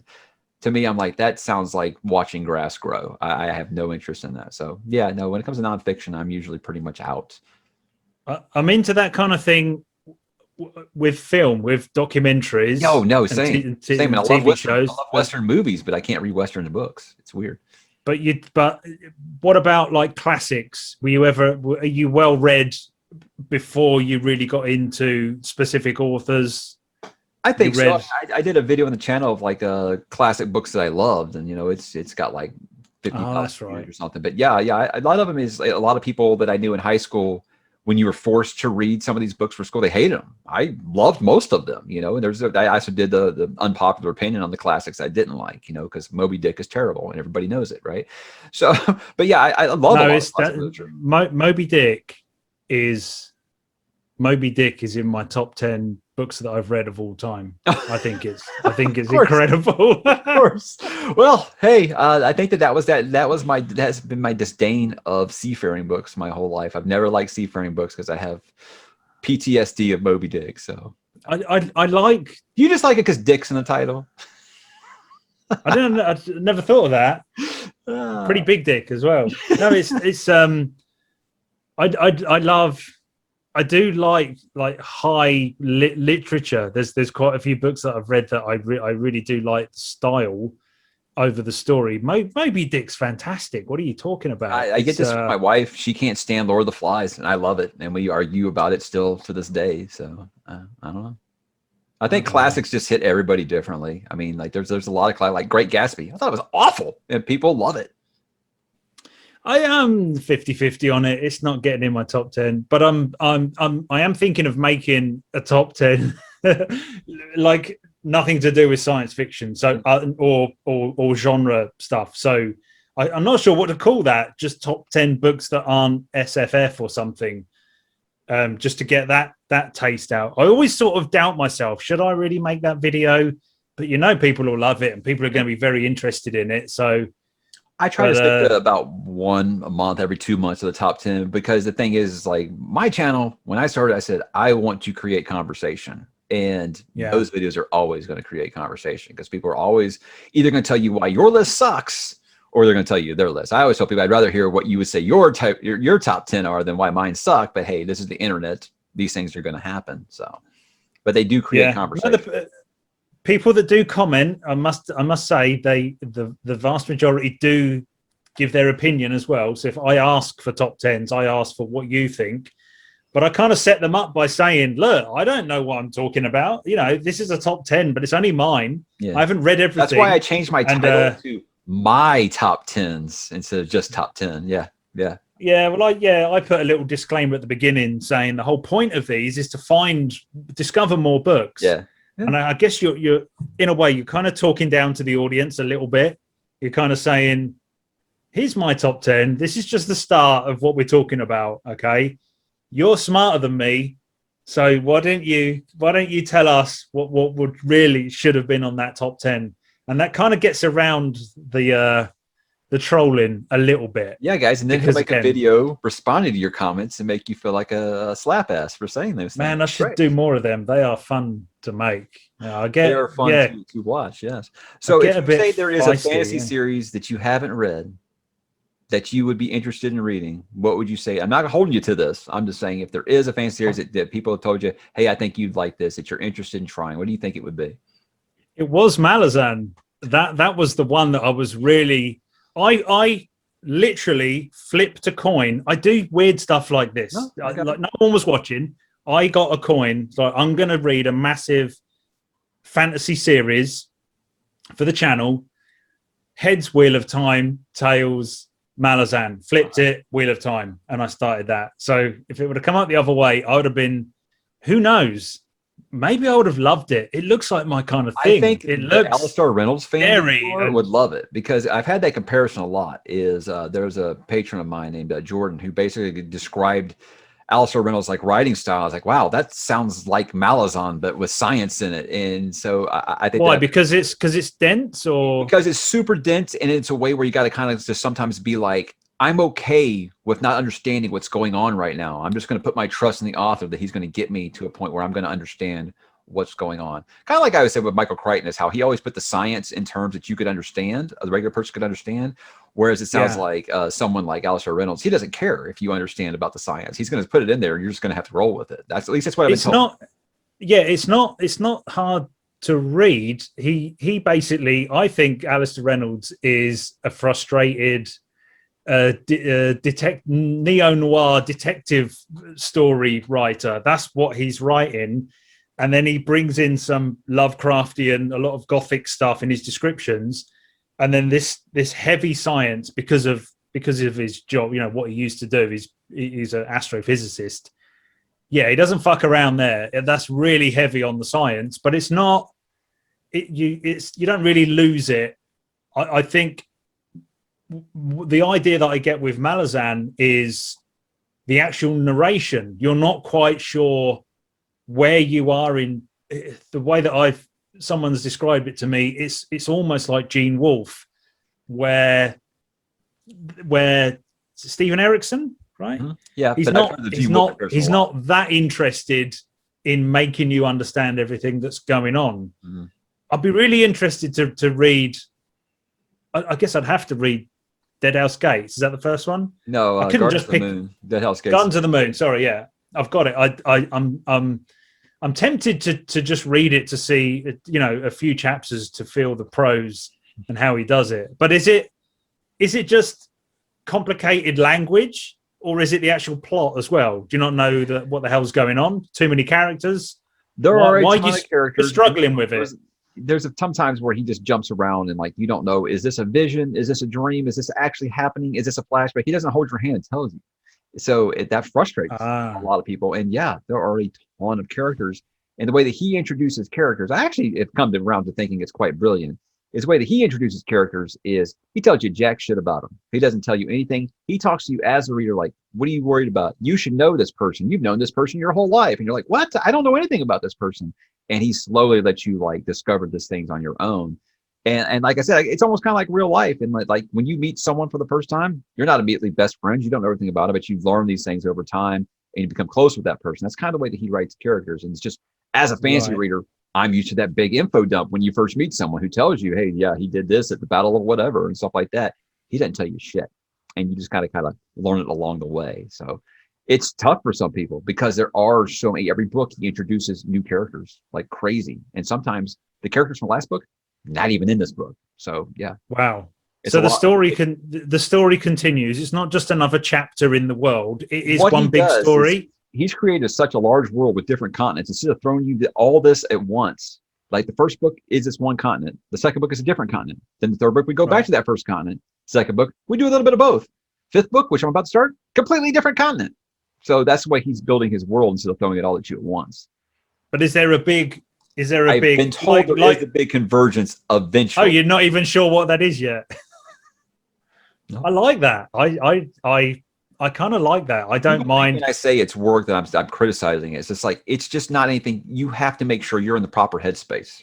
You can't read it when the kids are around. You can't read it when you're trying to read another book on the side. You just have to really throw yourself into the book or else you're going to get lost and confused. And you got to take notes. You got to. You're going to forget who these people are. It's have you read any Gene Wolfe at all? No, but I do hear that on my server a lot of comparisons. Rockio, the guy who writes Sun Eater, I believe you said you were doing that series eventually. When it's finished, when he sends me the rest of the books. They're great. I'm reading book 3 right now. But he what he talks about, I'm like, wow, this sounds a lot like Malazan. And he said he's heard that a lot, and people that have read both in the server saying absolutely, it is absolutely. And that's why I said, you know what? Gene Wolfe, I'm gonna let a little bit of time go by after I finish Malazan, let my brain like reset before I start booking the design for sure. Well, the difference is, from what you're saying, is the world isn't big at all in Shadow of the Torturer. Not the journey. It's just, I think it's just like a trek across one city, and there's not many characters, but it's the writing, it's the style, and it's told in a far future language, and the narration is unreliable because the character telling you the story claims to have a photographic memory but he's an absolute bullshitter. So you're not quite sure what. And again, it's very dreamy, but it's not. It's just far few. We're talking millions and millions of years in the future. So the technology, it's almost magical. People think of it as a fantasy book as well as a science fiction because it feels fantasy. It's like the civilizations have gone round so many different times and things are just completely different. But then they'll be describing objects and you're like, was that a laser gun? Was that a spaceship? What the fuck? Because it's not even described like that. So, and animals have evolved. Everything's so futuristic and different. It's just, it's extremely original. I've never read anything like it. I still couldn't tell you what the hell happened. See, I have this argument a lot when people say, "Oh, it's this is like fantasy." When people try to say Dune is fantasy, I'm ready to fight. Usually, if they say something like, "Hey, it's okay if we disagree with that one," I'm like, "No, it's called the greatest selling science fiction book of all time for a reason. It's not a fantasy book. What makes it fantasy? Like, oh, well, it has like the chosen one. It has like great houses. I'm like, is that what determines something as a fantasy now? Is that you have houses that makes your book a fantasy book now? I don't really understand where they define this. It's a very hot topic. How do you define science fiction? So the phrase, it's got space travel. I'm calling it the phrase that gets thrown around, which I started on my channel. I say it all the time. If you think it's science fiction, then it's science fiction. And what I mean by that is you shouldn't let Wikipedia, other people, the dictionary dictate what that is. Technically, you could probably say science fiction, it must be a story about futuristic science. It must be fiction about science, okay? But I don't see what the point in that conversation is because you're just excluding all this other stuff to talk about, and we can make our own rules up, right? We can talk about science fiction. The big one is Star Wars, right? Star Wars is not science fiction because of whatever. Fuck off, right? Yeah, I'm with you there too. And what argument are you trying to win, and why? What do you want to do? Do you want to stop us science fiction people talking about Star Wars? Why would you do that? Yeah. And why can it not all blend into each other? And if it can't, this is my cult. I say it can. So I'm the guy that you come to where it can all just mix together. Therefore, if you think it's science fiction, then it's science fiction. And when the conversations kick off like that on Discord, we all now, loads of other, it's not just me. People say, doesn't matter. We can discuss it. This is the place for it. Yeah, and that's why I didn't call the channel, Moid's sci-fi reviews, because it's, we all know that Dune and Star Wars are science fiction. Okay, moving on. There was one more thing about Gene Wolfe here. Would you say it's highly philosophical? Because Malazan is very, very highly philosophical, which I'm fine. I mean, I love God Emperor of Dune, and that's probably the most highly philosophical book I've ever read. So I'm okay with that. No, I don't think it is. I think it's it's a snapshot of some weird. You got to read it. It's so hard to explain. People ask me, what's Malazan about? I'm like, I have no idea what to tell you. I have no idea. Is it philosophical? Again, the unreliable narrator makes everything quite cloudy, and especially when you get into the later books and when you figure out that the story is actually it's actually a memoir, a diary written in the future, sent back through a wormhole in time, and it landed in the 70s in America. And Gene Wolfe himself picked the book up and translated it into the Book of the New Sun. There's that meta concept wrapped around it as well, which some people go, well, I missed that. That's in there as well. So it's like a translation, and where I don't know how to answer that because I haven't read it in a couple of years. I can't wait for the read. I can't wait for the read along. It's going to be. I'm interested. Just join us for the first book. I've got to let my brain reset after. When are you starting? February. one a month in February. No, not while I'm doing Malazan. No way. It's not that short. Just all right, do this instead. Just get a copy. Just read a chapter. It doesn't matter if you won't get into the plot because you won't know what the fuck's happening, and it won't ruin it. It doesn't matter which chapter you read. Just read a section, and you get the vibe. It's delicious. But don't ask me what it's about. Here's what my sci-fi September is down to: The Martian Chronicles by Ray Bradbury, Childhood's End, R.C. Clarke, and Dune reread because the movie comes out in October, and I want to. It's the 13th time I'll read Dune, and I feel like maybe I'll pick up something new this time. You never know. Why are you reading a book 13 times? What? It's just something that I read every couple of years. I don't know. I feel like I do take something new out of it every time I read it. So I love it. Why do you watch movies that you love over and over again? Yeah, I think I've watched Mulholland Drive probably about 15 times. And I agree. There's a different way. There's a different way to watch it every time, different frame of mind, I guess. But I'm really looking forward to rereading Dune. I've only read it the once, and I think it almost hits my top 10 of all time just from memory, and I can't remember too much about it. So we're rereading it in August. I'm never going to have a chance to get more people to give Dune a try than when this movie is coming out. And I mean, just that trailer last year got a lot of people to try it that never would have. So I got a lot of people who are still like holding off. But when I said I'm going to do a reread in September, a lot more people were like, okay, fine, I'll finally do it if you're going to kind of hold my hand along the way. And I'm like, I have no problems doing that. So, but I've said Dune is not a book that's going to work for everybody. This isn't like my Why You Should Read, where I usually try to stick to stuff like, hey, like Red Rising. If you give it a chance, I'm pretty sure you're going to like it. It's a people pleaser. Dune. Well, the first two books anyway. Yeah. But, what's that? They're fantasy books? Red Rising? The first two books, Red Rising. I didn't like the end. I thought it tailed off quite significantly. I get a bit of criticism for saying that as well. I think I love the first book.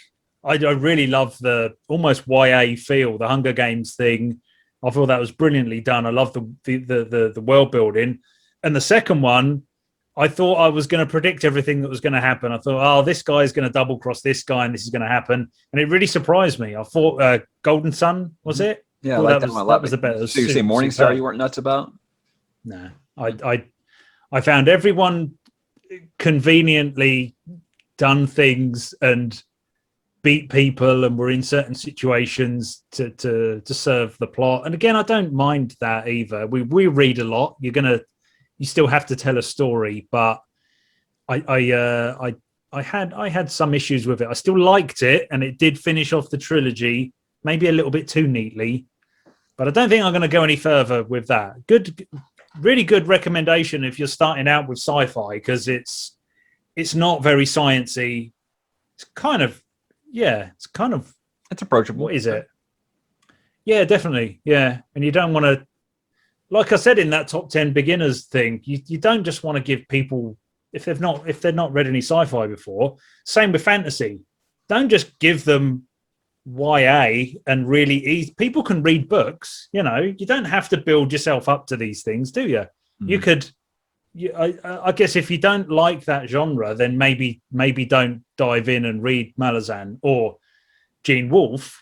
But you don't need to read. There's this attitude that people seem to be. Oh no, you can't go there yet. You got to read these 50 books. You got to put your time in, like I did. I don't agree with that. I think you can just get in there. You don't have to warm up. Your brain is still going to understand it or not.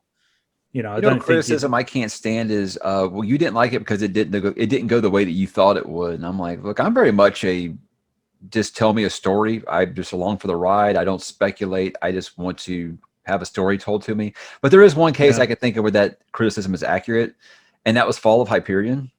I don't think I've been as disappointed with a sequel book since Doom Messiah, because I loved Hyperion. Like I said, it's probably a top 3 science fiction book all time for me now.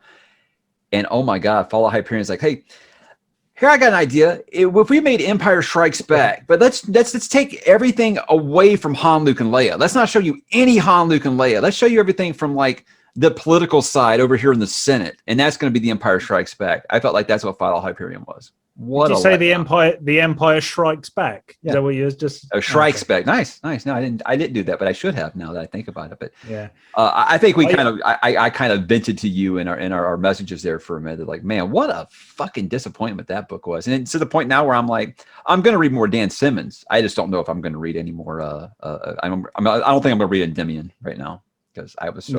No, I completely agree. I think I predicted that you would love Hyperion and you'd be disappointed before Hyperion. However, I really, really want, everyone wants to do Hyperion as a read along.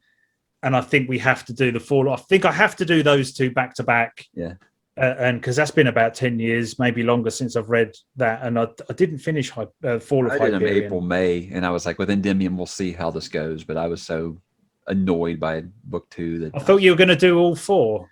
No, I said we were going to do the first 2 and see how it went. If it was like, okay, I got to have some more, then we'll go on. If not, we'll entertain something like Ilium or something like that, you know. And Brachio, again, highly recommends Ilium. He tells me it's Odysseus with robots. And I'm like, hey, shit, that sounds awesome. So I'm not doing the other, you know, you asked me earlier, what fantasy series is Brachio's stuff is science fiction? He sells it as sci fantasy. But sci-fantasy, okay. You got planet hopping and all this stuff, but you have like life at court and stuff like that. That I think, what I think that is you're trying to get the fantasy fans to give it a shot. I think that's what it is, which is good marketing. It's just good marketing. I never said, but they're very sci-fi to me. I'll be interested to hear what you have to say about it. Like I said, you're talking about time dilation through space travel and stuff like that. It sounds pretty science fiction to me. So I don't know. But the sensibilities are more fantasy, a little bit more. It looks that you have like a royal court, you have an emperor, that kind of thing. You know, very much Dune-ish, very much in that style. Yeah, and a bit Star Warsy. Yeah, so it's kind of got the same thing. He wears his influences on his sleeve. I say that way, but I think he'll dig it. I told him I would do it as a read. You know, I'm really interested in it, but not until it's finished. So. Hurry up and finish it. Was it the 4th one? And then he says he wants to have the final book out the year after that. And they're big boys too. I mean, they're big old boys. So the fact that he writes one of those in a year kind of blows me away. But maybe that's just because I have so many fantasy authors now where you have to basically like hold them at gunpoint to get them to write, and they still won't do it. So I can't believe that happens. You know, there's the 2 big boys, right, that just aren't writing books anymore. Yeah. I get. In the long run, you know, when we're long gone and dead and their series is hopefully finished, it will not matter. You know, that's fine. We were just around when they were writing them. I still don't understand how you can't write a book in 10 years. I still don't get. I mean, do what you want. You're an artist. I think that kicked off in your server. I think a bit of an argument, not an argument, but a discussion. About, writers don't owe us anything. It's like, I don't think that. Well, I never say that George owe us anything. I'm just saying if you've got people that have established a fandom here, and you take 2-3 years, I get it. Sometimes it takes a little bit for those creative juices to get flowing. But when you're writing 800 other things and you're writing for TV shows and shit like that, people wonder if you have any interest in finishing that series. That's all. Yeah. Now, Patrick, I think with Rothfuss, people get frustrated because he's just such a dick about it. Anytime anybody asks him anything about it, he's like, "Motherfucker, I don't owe you nothing." I'm like, I only want to ask. You're curious because you don't owe anyone anything. You're an artist. You write what you want at whatever pace you want. Okay, but if you, I'm sorry, but if you tell the world, I'm writing this trilogy. Okay, it's a trilogy. That's it. Set in stone. Don't worry about it. Trilogy. First 2 books come out. People love them. I'm not saying you've cheated anyone or anything like that. How long is that 3rd book? That's not cool. Well, it's like, I don't understand. If you're having problems, just get it fucking done. But I think there is a little bit of responsibility to the people that have invested their time. I don't know. That's what you do. You write books, don't you? You write these books. And it's not like it's been a year and people are giving you shit about it. I mean, it's been a decade. Come on. There is, yeah. If it had been 2 or 3 years, I would have said, shut up, you know, wait till it's all out and then read it like I do, or reread it. 10 years, you've lost people. Yeah. And to get funny about it, of course, they're not just geeky and trying to pick on you because you've not done exactly what you want them to do, 10 years is too much. Because I read the first few Game of Thrones book and I loved them, and I loved the TV show.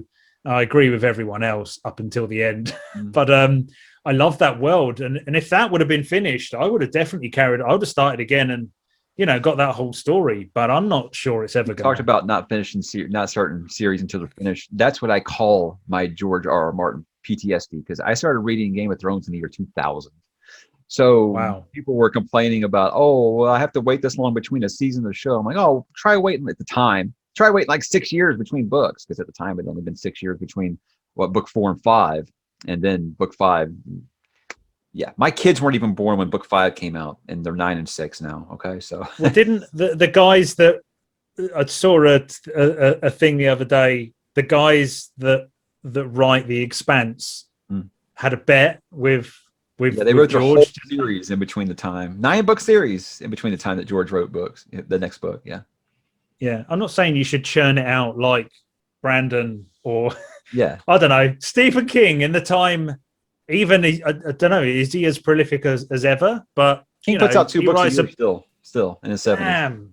And I guess the quality is still up there. Although I haven't read any recent Stephen King, I should really. I think I've enjoyed every Stephen King book that I've ever read. You read The Stand, right? You like The Stand? Yeah, it's fantastic. I like anything, to be honest. But again, I've got too many books to read. I definitely understand. But yeah, I think A Song of Ice and Fire, I mean, for the longest time, I was like, that's my favorite fantasy series ever. And I think just over the stretch where nothing, just radio silence, it's jaded me on the series a little bit, where I was like, look, it's still amazing, but I can't say it's my favorite ever when it's likely not going to have an ending, because I mean, it's odd, especially that you have a TV show. So I was like, at this point, if you just can't do it, hire a ghostwriter and put your name on it, just approve it. I mean, if you really just cannot figure out how to end this thing, I don't even get it. We got a book after this that he wants to do. I mean, are you serious? Yeah. So he's saying the whole thing is 7 books. And you know what? If he does put out this book 6 and he starts writing 7, I guarantee you a couple years into writing book 7, he'll be like, you know what? I just got too much. I'm going to have to make it 8 books now. Yeah. Guarantee it. See, I'm in two minds about being upset with someone because it's his, right? It's his thing. Yeah. No, but I still don't get. I try not to be that fan, but it's just like, dude, I've been waiting with you for years it's hard, and this is just frustrating. Yeah. So I don't start. Well, science fiction doesn't have that as much of a problem as fantasy does, where it's big old series. That's science fiction is so much more standalones, especially the older stuff, trilogies, and there's so much complete stuff out there that I don't need to start stuff that's not. But because of that, that's why now I will only start a series that is not complete if it's a very prolific writer like Brandon Sanderson or Mr. Rocky O'Hare or John Gwynne, people that write these big, beefy books and put out one a year. I know they communicate with their fans really well and things like that. That's the kind of stuff. Like, okay, I'll take a risk on yours and I'll start reading it before it's done. But yeah, for a while there, after Song of Ice and Fire, I was like, nope. When it's done, I'll check it out. That's why I was like, I wish there was more standalones. It's like fantasy is like the one genre where it seems like there's no standalones. Everything that comes out now, it's book 1 of a planned 6-book series. Like, is this hard to put out standalones anymore? So that's why I find myself going back to King and rereading Crichton books and reading sci-fi books, because it seems like every once in a while you just want that standalone adventure. And that's why I think I liked Blake Crouch. That's why I liked Andy Weir, because it's just a single book. It's not that big of a commitment. I mean, it's nice if you read a great book and the story is bigger and it is a trilogy, but I don't know why fantasy does that. Does it need to tell a big sprawling 10-book series? And surely from a sales point of view, from a marketing thing, nowhere near as many people are going to get to book 6 or 7, are they? People are going to drop off. You're never going to pick up people, are you? I'd have thought your book 1 is always going to be, what if it's not very good or it's not, You got to kind of depend on word of mouth at that point, yeah. I don't know. It seems slightly risky. But in my opinion, I would think that a lot of authors are doing that because they want that multi-book deal from the publisher. So when they sell these deals, a lot of them is like, okay, well, you owe the publisher 5 books. Okay, well, I'm going to have a 5-book series. Even though it's just a trilogy, I'm going to stretch it to 5 books. So. Oh, you think that's what it is? So you just take that one original story, not to kind of get out of doing some original work, but you may as well make one big. If you get a 5-book deal, here's a 5-book series, and I only have to think about the one thing. Lightbringer, the series by Brent Weeks. You could tell reading that was supposed to be a trilogy. And he said, hey, these are selling better than I thought they were. Let me stretch this to 5 books. And the series suffered greatly for it. So I do think it happens quite more often than people think it is. And who am I to criticize? If you're getting paid, you do that shit. I just think like you can take a series that is like would be an all-time great trilogy and you turn it into, but book 3 and 4 weren't that good or something like that because it was just a lot of filler, a lot of fluff. So you have to, full disclosure, Wheel of Time was supposed to be 3 books. And it's blatantly obvious reading it on a binge read. Feels, it should have ended there, kind of an ending, Oh, them were the days, reading the Wheel of Time. I loved it up until the 4th book. I love this. 4th book was is that Shadow Rising? Is it the 4th one? Mm-hmm. I love that when they went back to the original. I forget who was who and who whatever. It's awesome stuff. Really, really interesting things with the character, and the writing itself was great. It done different things, and from then on, it stopped writing certain characters. Like, we all know it has issues, but you got to the end of it and it killed fantasy for me. Not really, but what kind of but I will never, I'll never finish it now. See, I never say never because I said just shit 2 months ago I'll never read manga, and now I'm reading a manga and I absolutely love it. So I try to never say never. There are some series that, for other reasons, I don't like to disclose. I will not read because I don't want to support that author and stuff like that. But I'm usually pretty open at this point to reading just about anything and giving anything really a try. So yes, I want to try Gene Wolfe. I'm just saying I need to let my brain reset a little bit because I'm not sure I'm pretty sure Malazan doesn't get less complex along the rest of the way here, 5 through 10. So we'll see. Doesn't sound like it. Yeah, and I'm dying to read Dark Matter, the Blake Crouch book, because everyone, including you, is saying how awesome it is. So when I get to do the new, because I know what read-alongs, single book read-alongs we're doing all the way into this time next year, but by the time we get to Christmas, we're going to project the next year or so. It's nice to have it that far ahead.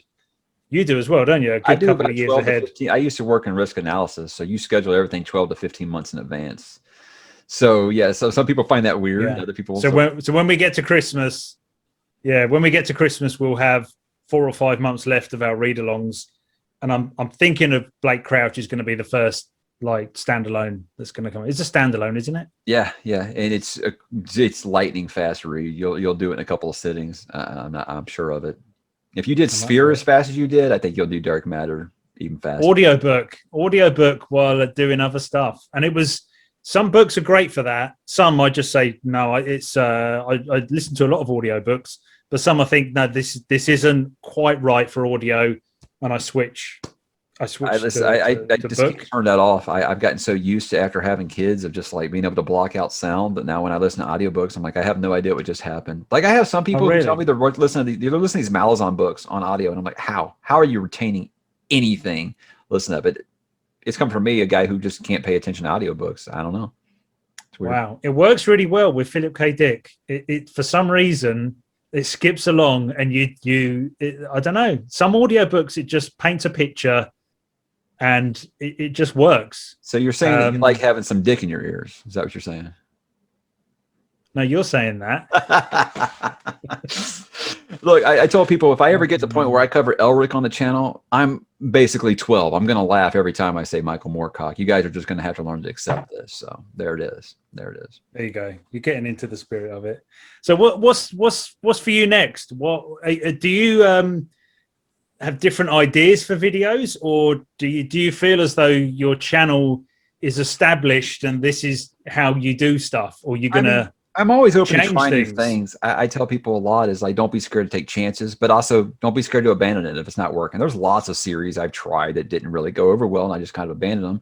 And there's other ones I've tried that have done really, like I did the good and the bad, where I just talk about a series that, you might have mixed opinions on. Here's all the reasons why I think you'll love it. Here's all the reasons, but you might not like it. That did really good, but I've only done 2 of them up to this point, but that did pretty good. So I'm always trying new things, but at this point, I'm just like, I'd like to do more stuff like this, more crossovers, more collaborations. I'd like to do more, I guess, more spoiler talks, because there's a lot of these popular series that people, they want you to review the books. But I'm like, look, I'm not going to do non-spoiler reviews for book 4 of an 8-book series. Because, like, what can I say after 4 books of not spoiling it for you? What can I really say? I'm doing it like for Malazan, because Malazan has a high tap out rate. People will get far into it and they'll just drop it. And so I try to do those videos and be like, here's why you should continue.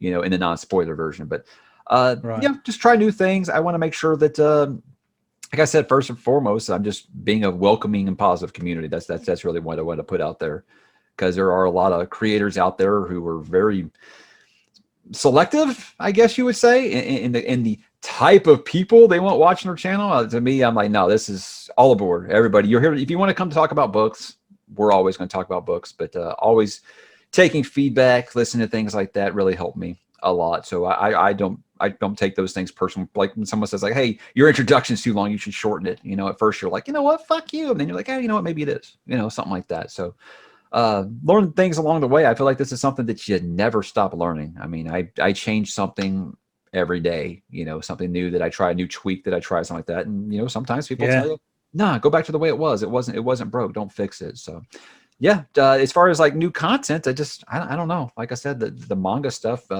that's really new to me. So I don't know if I'm going to keep doing that after I finish Berserk or not. We'll see. But I'm more open to it, because I don't know. If it's fantasy or sci-fi or horror, which most manga is, I'm probably going to find a way to talk about it. But we'll see how it goes. I think it fits the style of your channel. Like Saga. I really want to do Saga, because I think that's a comic that not enough Man, is that coming back? It's coming back soon, right? It's 3 years this month. Is it really? That's the last time we got a new issue. And I'm like, come on, Brian, don't a song on Ice and Fire this series. I love it. But I tell people it's Star Wars on LSD, and all of a sudden, like the light bulb went on. People are like, okay, well now I'm interested off of that description right there. So but he did. They both said it's gonna be this many episodes long. Yeah, it's the halfway going on right now. We are stopping it in the middle. But the thing was, they have done it. They would always do their 6 issues and then take a break. Now it's like, okay, well, guys, I started reading this like in 2014 or such.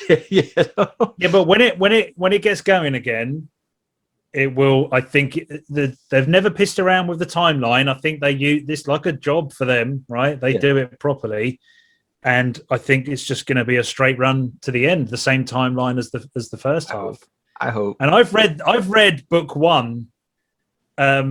How many trades? There are 9. Half. Yeah, 9 trades. There's 3 omnibuses. So I got that first omnibus from a viewer. So I've read the first one 9 times, because every time the new one came out, I just started again. So I remember what's happened, but I just start from the beginning. Yeah, it's been. So I know that first. I'm actually going to talk about it on the channel. I'll need to reread it, and I said I'll probably reread it before the new ones start coming out. So hopefully we get some kind of announcement eventually. That'd be nice. It's coming. I'm gonna make a video on it as well. Why you're gonna make exactly the same video, aren't you? Why you should read Saga. I mean, that was the plan. Okay, that's the thing. Is like a lot of people think, oh, well, someone else covered this. I got that a lot when I was doing Wheel of Time. Why are you talking about Wheel of Time? Daniel Green already did this. I was like, well, I'm sorry. Does he have fucking ownership? And even Daniel Green dropped on the channel. I was like, anybody who says that's a fucking idiot, So if other people have talked about it, it's fine. It's fine. Now if you got abuse for copying content that someone else has just covering the Wheel of Time just because other people cover all you cover is a series that Daniel already covered or Murphy already covered. I'm like, well, yeah, guys, they do this full time. Of course they probably already covered everything I'm going to talk about. They put out 2 videos a day, of course they probably they wouldn't agree with that anyway. No. Daniel talks about ripping off copying Anthony Fantano with the reaction stuff, the debating videos and stuff like that. and they both, it's like the best thing you can do. Another creator out there is doing a certain type of video, and you just copy them and do your own version of it. That's what's great about this, this platform. Book haul videos. Who come up with that? Calling them a book haul video, or these tag things, and now it's like a little subgenre within. And these debate videos that Fantano started, the ones I'm talking about. They're called Let's Argue. So you just send him a thing on Twitter. So thousands of people just send him a hot take, and then he'll just read them out, a little bit like my comment back and forward one, and he'll react to it. And it's very watchable. So Daniel Green basically said, what I've done is I've took Anthony Fantano, the needle drops thing, and I've just done my own fantasy book version of it. And it's called Let's Debate, I think. And then someone else, some other booktuber done another Let's whatever. I done one a few times, but they didn't do very well. But I think they might do a bit better now. I might bring it back. So copy everyone. Man, make it better, like a little competition. Yeah. Make a better version of that. No booktuber created the top 10 list. It's quite fine. If you want to do... Oh, no, that was my idea. Top 10 fantasy series for beginners? No one has rights. Not even me. That's the abuse I got, because you made a top 10. I remember now. And I said something like, what the fuck, Mike? Yeah. I made the top 10 videos. Yeah. That's it. I'm glad we've got to the bottom of that. I was like, all right, guys, we've been doing this for like a year. I don't know why you guys are getting so pissy about it. So, yeah. Well, that was it. They didn't get it at all. Yeah, you didn't invent top 10 videos, boys. Like, fuck. Of course I did. Yeah, so. Oh, man. All right, well, tell everybody where they can find your channel in case they've watched this long and they're not sure yet. Media Death Cult. Search Media Death Cult on YouTube. I'm not really on anything else, to be honest. Discord. Search. I think you're like me. Instagram just for marketing purposes, really, right? Yeah, I do Instagram. I sometimes drop the thing on there. I'm not like you with your fucking little films that you put on there. What's going on there? Hey, look, I have a. You spend more time on your Instagram post than you do on your fucking reviews. I'm telling you. Probably has more post-production. Here's the thing: is I have a minor in marketing, so I'm always trying to do new things to raise the brand awareness. So yeah, Instagram is very, very good for content promotion, I think. Yeah, I'm just Media Death Cult on YouTube, and there's links on there, as normal. So guys, I put more care on my Instagram account than he does, but he puts more care on his post-production, his videos than I do, because I watch them sometimes and I like, you know what? He actually is the only content creator out there that can do the like, comment, and subscribe and hit the bell notification thing without making me cringe. So the fact that you've actually figured out how to do that without making someone want to stab themselves in the eye, that is quite a talent, because I never said that, because I was like, I can't say that without. The trick is, Yeah, make it as though you really don't want people to subscribe. You really don't want people bothering you and watching your videos. And it's like reverse psychology. So yeah, I don't give a fuck if you subscribe or not. I don't really that kind of attitude. And people are like, yeah, I'm gonna subscribe.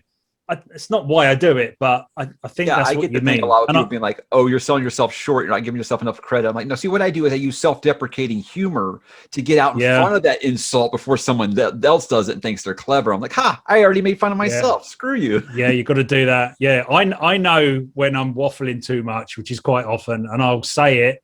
That's what the book haul the unscripted stuff.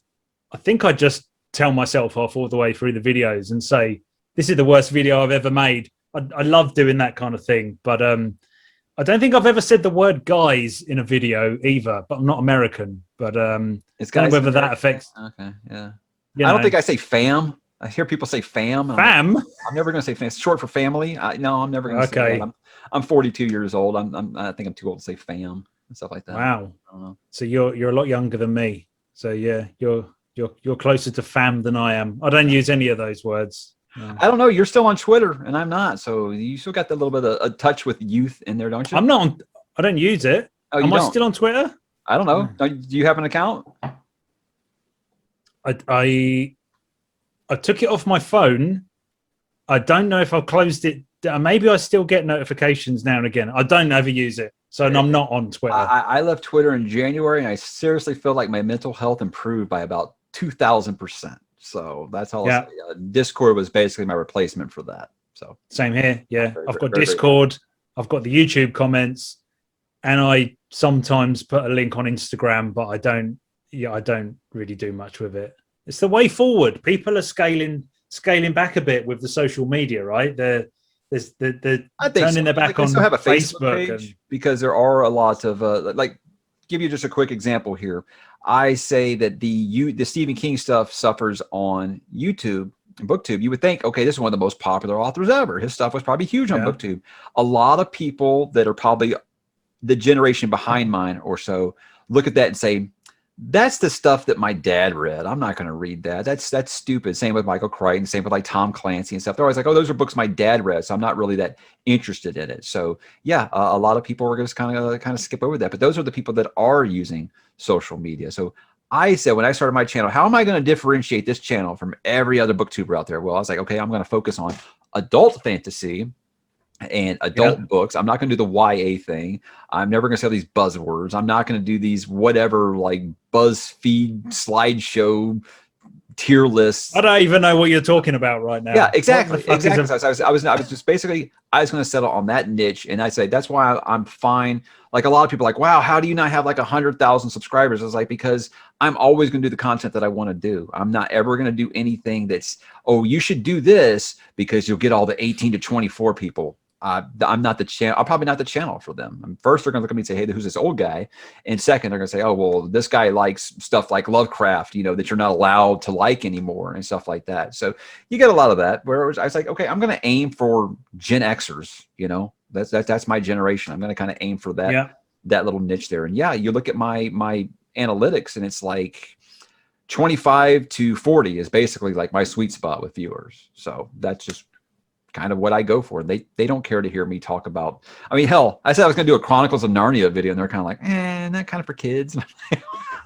I mean, shit. Well, this is what we started talking about right at the beginning, which was as you get bigger, it's not as important what books you'll review because you kind of know the vibe. So the crowd around you. 50,000 subscribers, okay, they are into the stuff that you don't need to go looking for other bits and pieces, and I think they're going to be tuning in for you more than a specific book, more and more as you get bigger. And I think my channel is going to be the same. It's like it's got a certain. It's not 100% science fiction. It's kind of a reflection of me.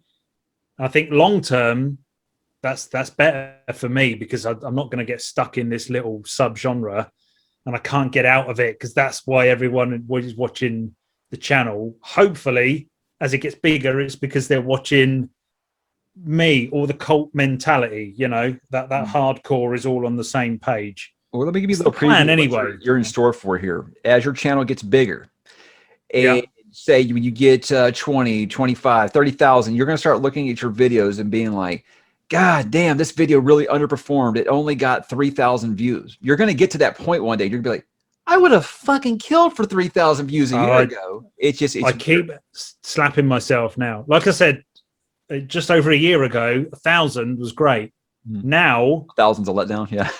No, 1,000 on day one is like, of course, it's 1,000. There's a couple that don't, but I know that they're there for the hardcore. It's like the comment feedback ones about a very specific book in the middle of a very specific series. I know that's going to struggle, but in general, the videos race off to 1,000, and it used to be that was the goal. Now it's the goal in 24 hours, and now it's 12 hours, and now it's 2,000. So yeah, you're right. It's like shit. I just wouldn't have believed you. It hits this upward trajectory and it eventually levels out. And you get to where I am now, where now 25, maybe 40 new subs a day, which I know smaller channels would absolutely murder for. But I'm like, there was a 6-month stretch where I was getting 100, 200 per day, So you look at it like that. So there's the kind of things that will start to annoy you when things start to kind of level. Yeah, but you've got more peaks. You that last year. I don't know why you think. Here's the silver lining of the virus that shall not be named is a lot of people were at home, and I think that's what helped my channel grow so fast. Was there was a lot of people at home watching YouTube that weren't watching before, so that's why 2020 was like a huge year. And this year, it's a very moderate year. Yeah, but that's short term. Long term, you've got more. However, 3 or 4 videos a week. What's that? A couple of hundred a year. You're growing. Everything's still there, and the longer you do it, from what I understand anyway, is you'll get these ramps and off it will go, and peaks and valleys. I don't think it's gonna. Well, it's always upward as well, isn't it? But you say you're flattening out a little bit. You've got to know. You've got more. Daniel Green, 300,000. 300,000. That's because I still think BookTube is a young person's game. I really, really do. And like I said, he targets that. He's younger than us, so he targets that younger audience. And so, they're always going to. Him and Murphy are always going to get more than folks like you or I do, because, like I said, I feel like we do kind of angle towards adult books, not necessarily the YA crowd, and they're not afraid to touch the YA crowd. They really aren't. So when he gets old, apparently Wheel of Time's like more popular than Lord of the Rings on BookTube. I had no idea before I started this. I didn't even know what it was before I made the fan. Well, I don't think I did. I'd heard of everything else. Wheel of Time is not well known. My wife knows what Lord of the Rings is and Game of Thrones. These are in the zeitgeist. Yeah. Wheel of Time, it's even as a book reader, I don't know. It didn't pop up that much. I think what that is a lot of people is in that age range as they grew up with the Wheel of Time, whereas me, I was already a big Tolkien guy at the time. So when Wheel of Time started, I was like, whatever, it's not Tolkien, I'm not interested. I was like that for a while. It isn't Robert E. Howard, I was like, I'm not really interested, so that's why I kind of never really gave it much attention. It wasn't really until like 2015, I think, when I really started giving more fantasy a try. Before it was Tolkien, it was Song of Ice and Fire.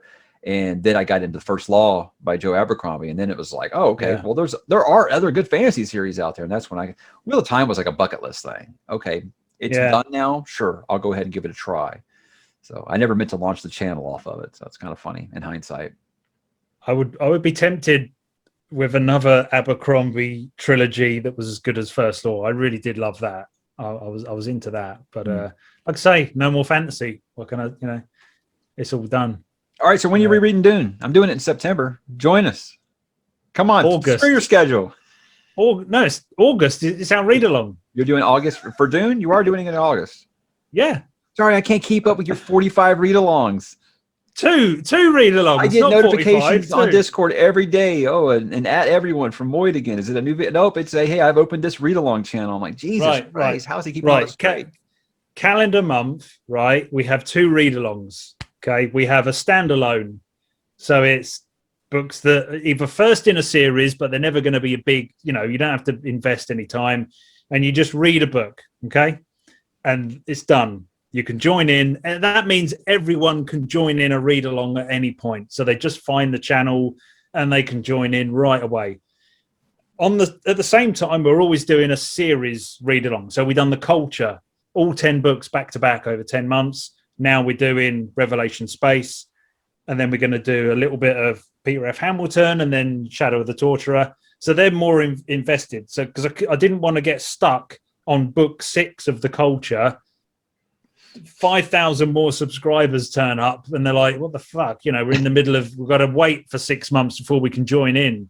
You can always join in. So always have 2 running side by side. So June is for August. It was supposed to coincide with the film. Is the film coming out? What's happened? October. Yeah. They pushed it back again like 3 weeks to not conflict with something else. But yeah, it's coming out in October. And then I may bend those rules slightly, and I may carry on reading a series, in the background, but not officially as a read along. So I might carry on reading the June series, because I never went further than the first book. So I might do that and review them on the channel.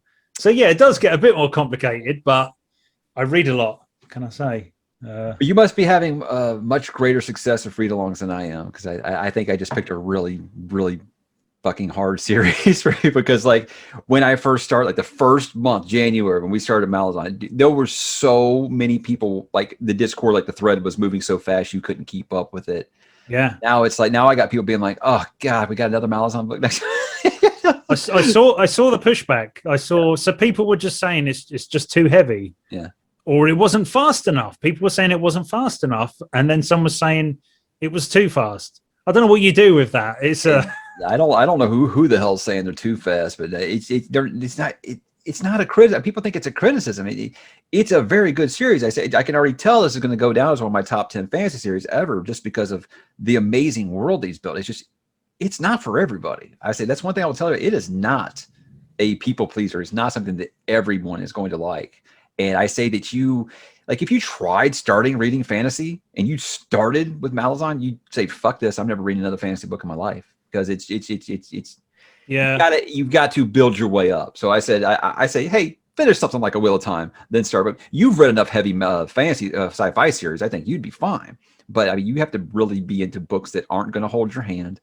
They're going to make you figure some stuff out on your own. And there's just a lot of information that you got to kind of keep up here. A lot. Well, you listen to the community, because I could see people weren't quite happy with how. So what did you do? Slow it down? I had put 10 books over the course of 2 years because they get bigger and bigger. So I know that I'm a fast reader. So I said, hey, I want to give people time. It turned out that was too long. People were kind of going ahead. They were either going ahead or just saying like, I'm going to forget everything, so I'm just going to go ahead and bail now. So I just listened to them and I just sped it up. We're just doing one every other month now. So I was like, if you can't keep up, sorry. This is what the people wanted. So that's what the mass audience wanted. So we're going to speed it up. So we're doing every other book now. So we'll be done next year at this time. Next June we'll be doing the last book. So yeah. Well, I've been quite lucky. No more read-alongs. No more read-alongs. You got to do read-alongs. If I do, it'll be something light, like 3 books or something like that. You know? Have a rest. Hobby board right now, and we're doing one June, July, August. Just doing it like that. Hey, each month. That's cool. If you want to read along, that's cool. But like this, scheduling all these crazy like guests and all these numerous videos for each book and stuff. No, it's. I just do the calendar month. That's that book, and then I review that book in the first week. So I'm about to do the second Revelation Space review, and that's like, I don't really mention the read along. That's just my book review, and then I leave it a week, and then I do a feedback one. Now they don't do very well. They struggle for numbers if you look at the rest of my videos, but they're just they're quite easy to make. I just read out comments, and then I'll I like doing them. They're the ones that I can knock out quicker, so I don't need to really prep for them, not too much. But that's the heart of the community. I think that's the best bit about it, those read-alongs. But I have been quite lucky in the size of the books. They've been just about right, one per month. But I must admit, the Revelation Space, quite a few people have been like, oh, I'm really struggling to finish, and the next one's starting tomorrow. And then, that's quite a big book as well. But then they get a bit smaller. But, what can you do if you can't keep up? These people are trying to read everything. It's like, don't try and read everything. Just join in wherever you can, and Yeah, then you get to where I am, where people are on the server are making their own read-alongs, and I don't have to actually run them. That's great. I love that. Yeah, they're having like Zoom chats each month over each book and stuff like that. I think that's great. It's great. Yeah. It's nice. I'm glad I was able to provide that community for people, because I know you're like me, but it's like you go to a group at work, like Water Cooler Talk, and they're all talking about what movie they saw over the weekend. I'm like, hey, you guys ever read this book? And I'm like, what are you reading for? I'm like, what am I reading for? I mean, you're on your own. Not what am I reading? What am I reading for? Yeah, like I'll read a book on my lunch break at work, and people just find that like fascinating. And I'm like, man, I'm reading a book here, guys. I mean, it's not like I'm doing a science experiment. I'm just reading a book, So. Yeah, well, the world has changed, hasn't it? You've got a global community now. People from all over the world, and they're all talking together. And it's not necessarily your friends. I find the explosion of audiobooks is actually helping a lot of people get interested in reading again, because there are a lot of people who are like, I just can't focus on a book, but I can focus when I'm just listening to it. And that's why you see a lot of booktubers will either be all audio, or they'll be like anti-audio. They'll be like, oh, listening to audiobooks is not actually reading. I don't care if you're consuming the story. Do whatever way works for you. I don't really care. I mean, yeah, I'm a little jealous that I can't because I feel like I could read 40 books a month if I could listen to them on audio, because we're allowed to listen to headphones at the office. But yeah, I just can't do it. Just can't do it. Oh, mate. But I think it's gotten a lot of people interested in reading again. It really has. So I'm happy for that. Yeah. Yeah, it's all good. I don't even ask if people have doing it on audio or book. Doesn't matter. Oh, well, see, I've got the people on my server now that basically shame people for now. No, don't read it. Listen to the audio. It's better. Like, some of it. Oh man, Project Hail Mary was great. That's the one I'm talking about. Like I was on my vacation and I was saying, I think I'm gonna start Project Hail Mary. And this one guy, Nick, was like, "No, don't read it. The audio is way better."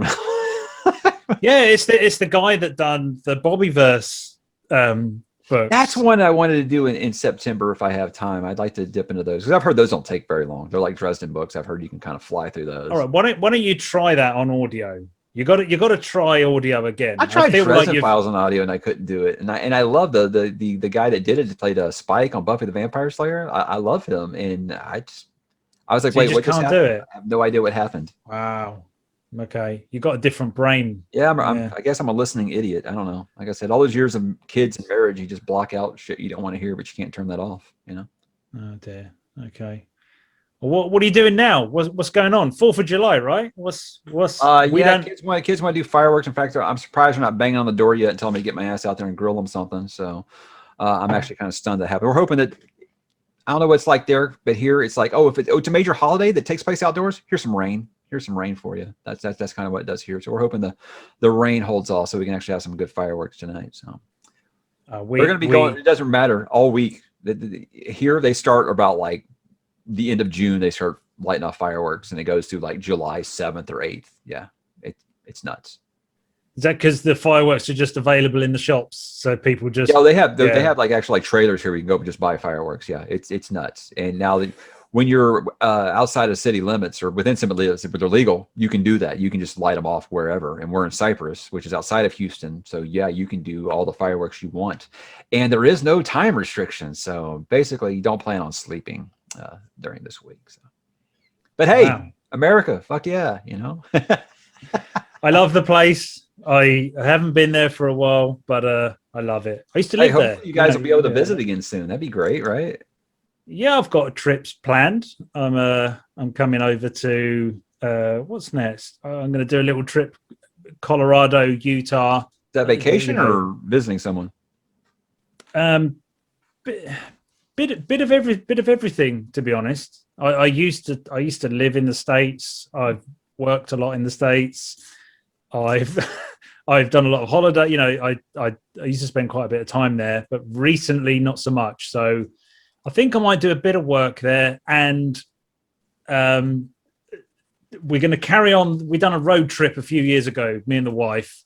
I took her to some places that I knew, and it was all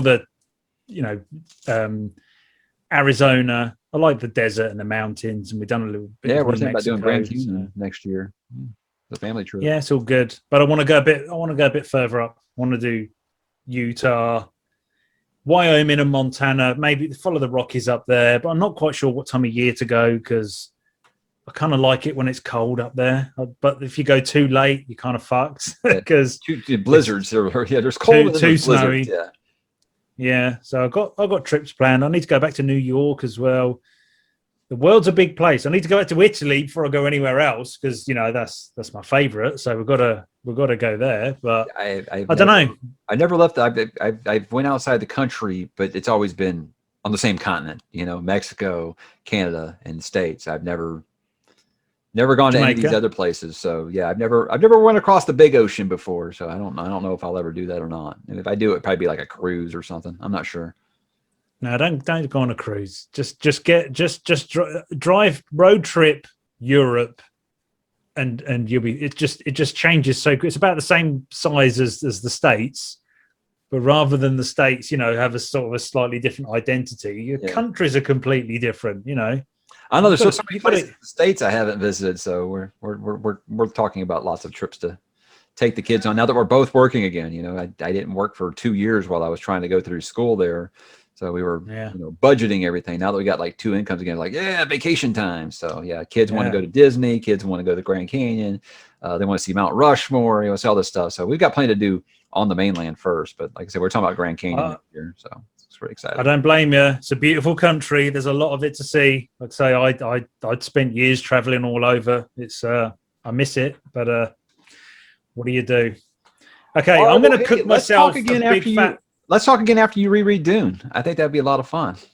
Well, you're doing your September sci-fi thing, so either we'll just do this again. You're putting this up? You're recording this, right? You're putting this up on the channel? Sure. I don't know why people would watch it. No offense to you or me. I just find it. They like to hear that conversation. Like I said, they kind of treat it like a podcast.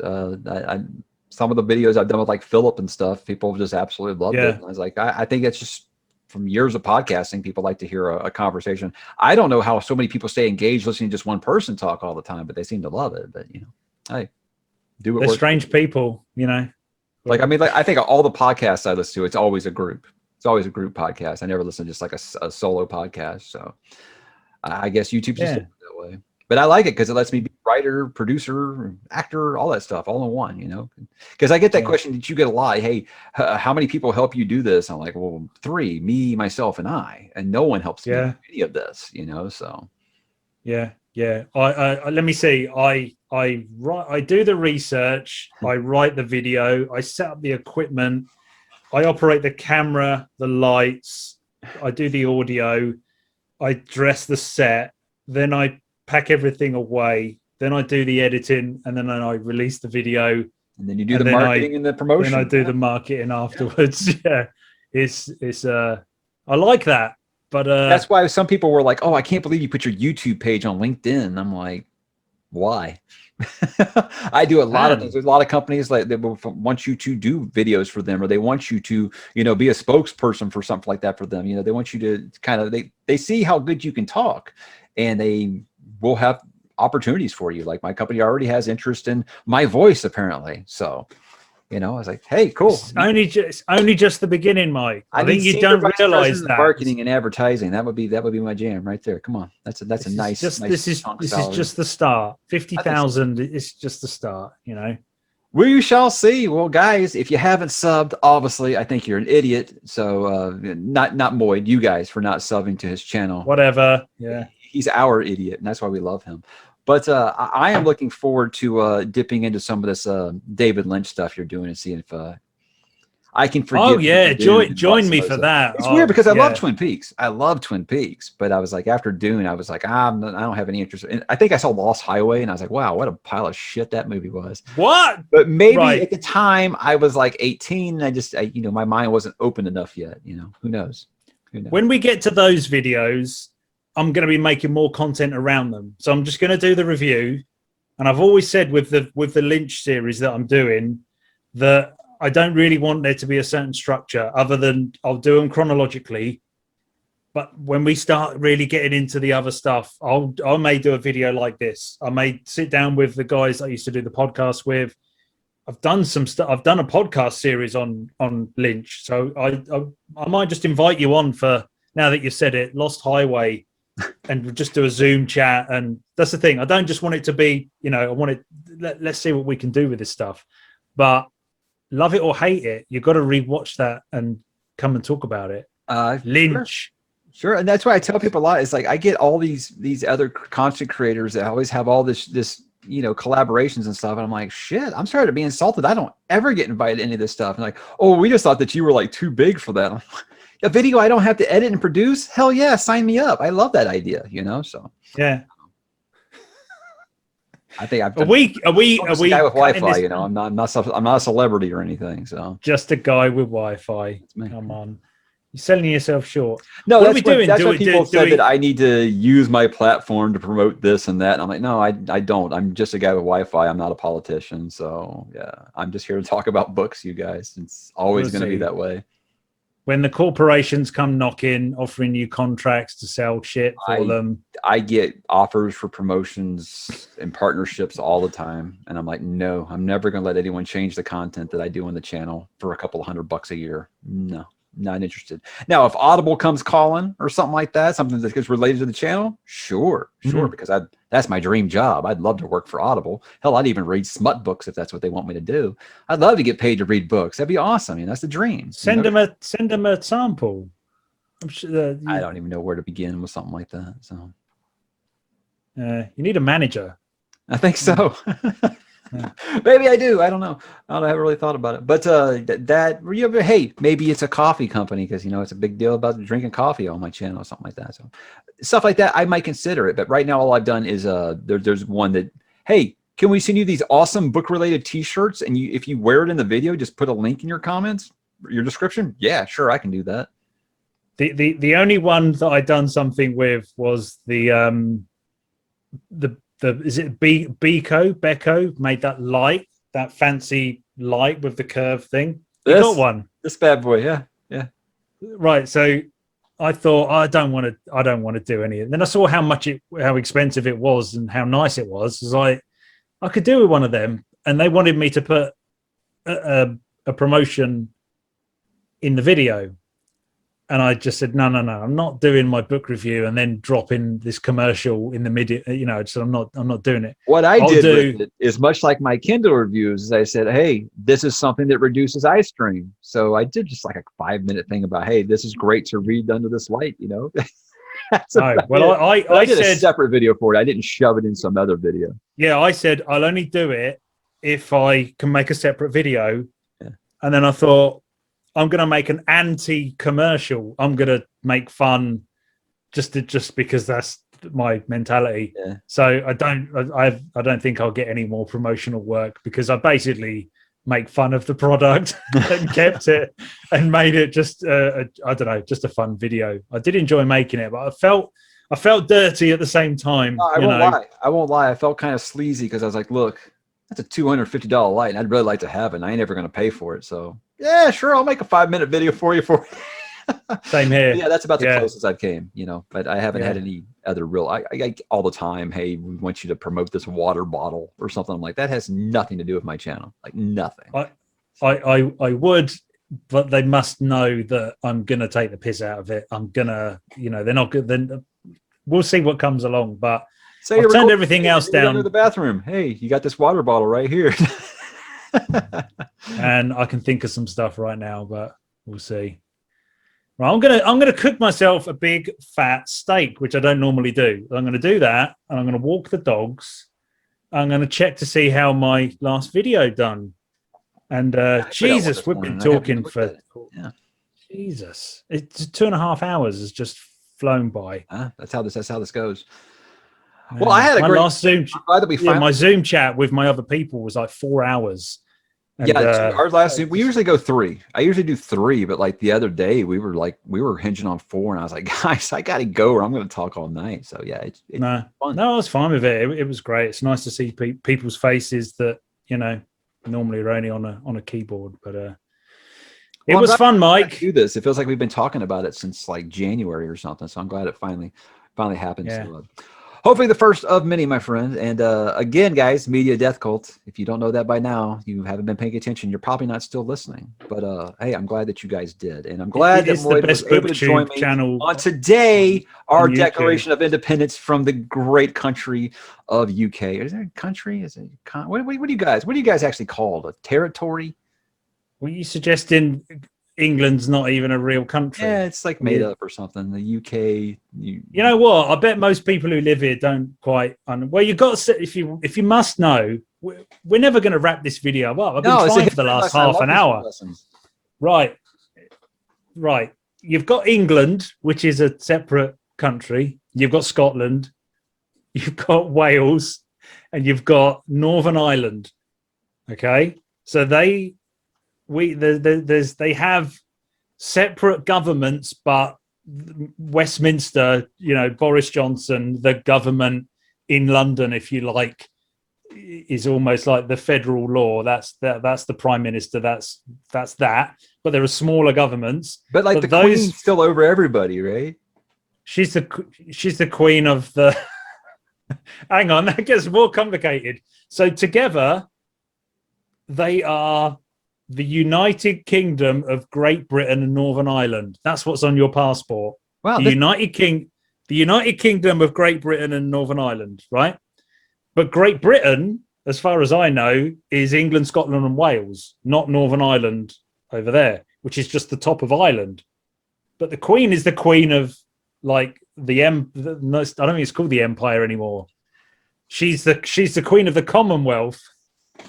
So there's Commonwealth countries where she's still the monarch, I think. Like Australia. This sounds like the beginning of a really complex fantasy novel. See, you do like fantasy. I knew it. I do like fantasy. So, and also in the Olympics, we are Great Britain. That's the Union Jack. You know the flag, the Brit. Yeah, yeah. The guys from Def Leppard used to wear it. Yeah, yeah. Great Britain. Okay, that's British. Yeah, British. But in football, like in the tournament that's happening right now. Oh, you mean we're soccer? England? No, I mean football. We're England, so we're not. It's not the same in certain sports. And so, what do you guys call American football over there? Do you just call it American football, or you just call it like crap? You know, I mean, what do y'all call it? No, it's American football. Just American football. Wow, I thought that's what it is. Yeah. I know on my server, the people that aren't in the States, if you ever refer to it as soccer, put on the gloves, man, because it's whatever. Look, you know, it's called soccer because you've got football. It's not that hard to understand, right? It is football. You are wrong. I'm just saying, you know. All right, guys. I think I'm going to try to end this before, like I said, we talked for another hour. But again, we have been talking about this forever, so I'm glad that it finally happened. And yeah, like I said, I think we could probably talk all day and not run out of things to talk about. So if you guys like this video, like, comment, and subscribe to Moid's channel. Yes, guys. Yeah. Make sure you hit the bell notification. Yeah, whatever. All right, you guys have a great weekend. And sir, thank you for joining me.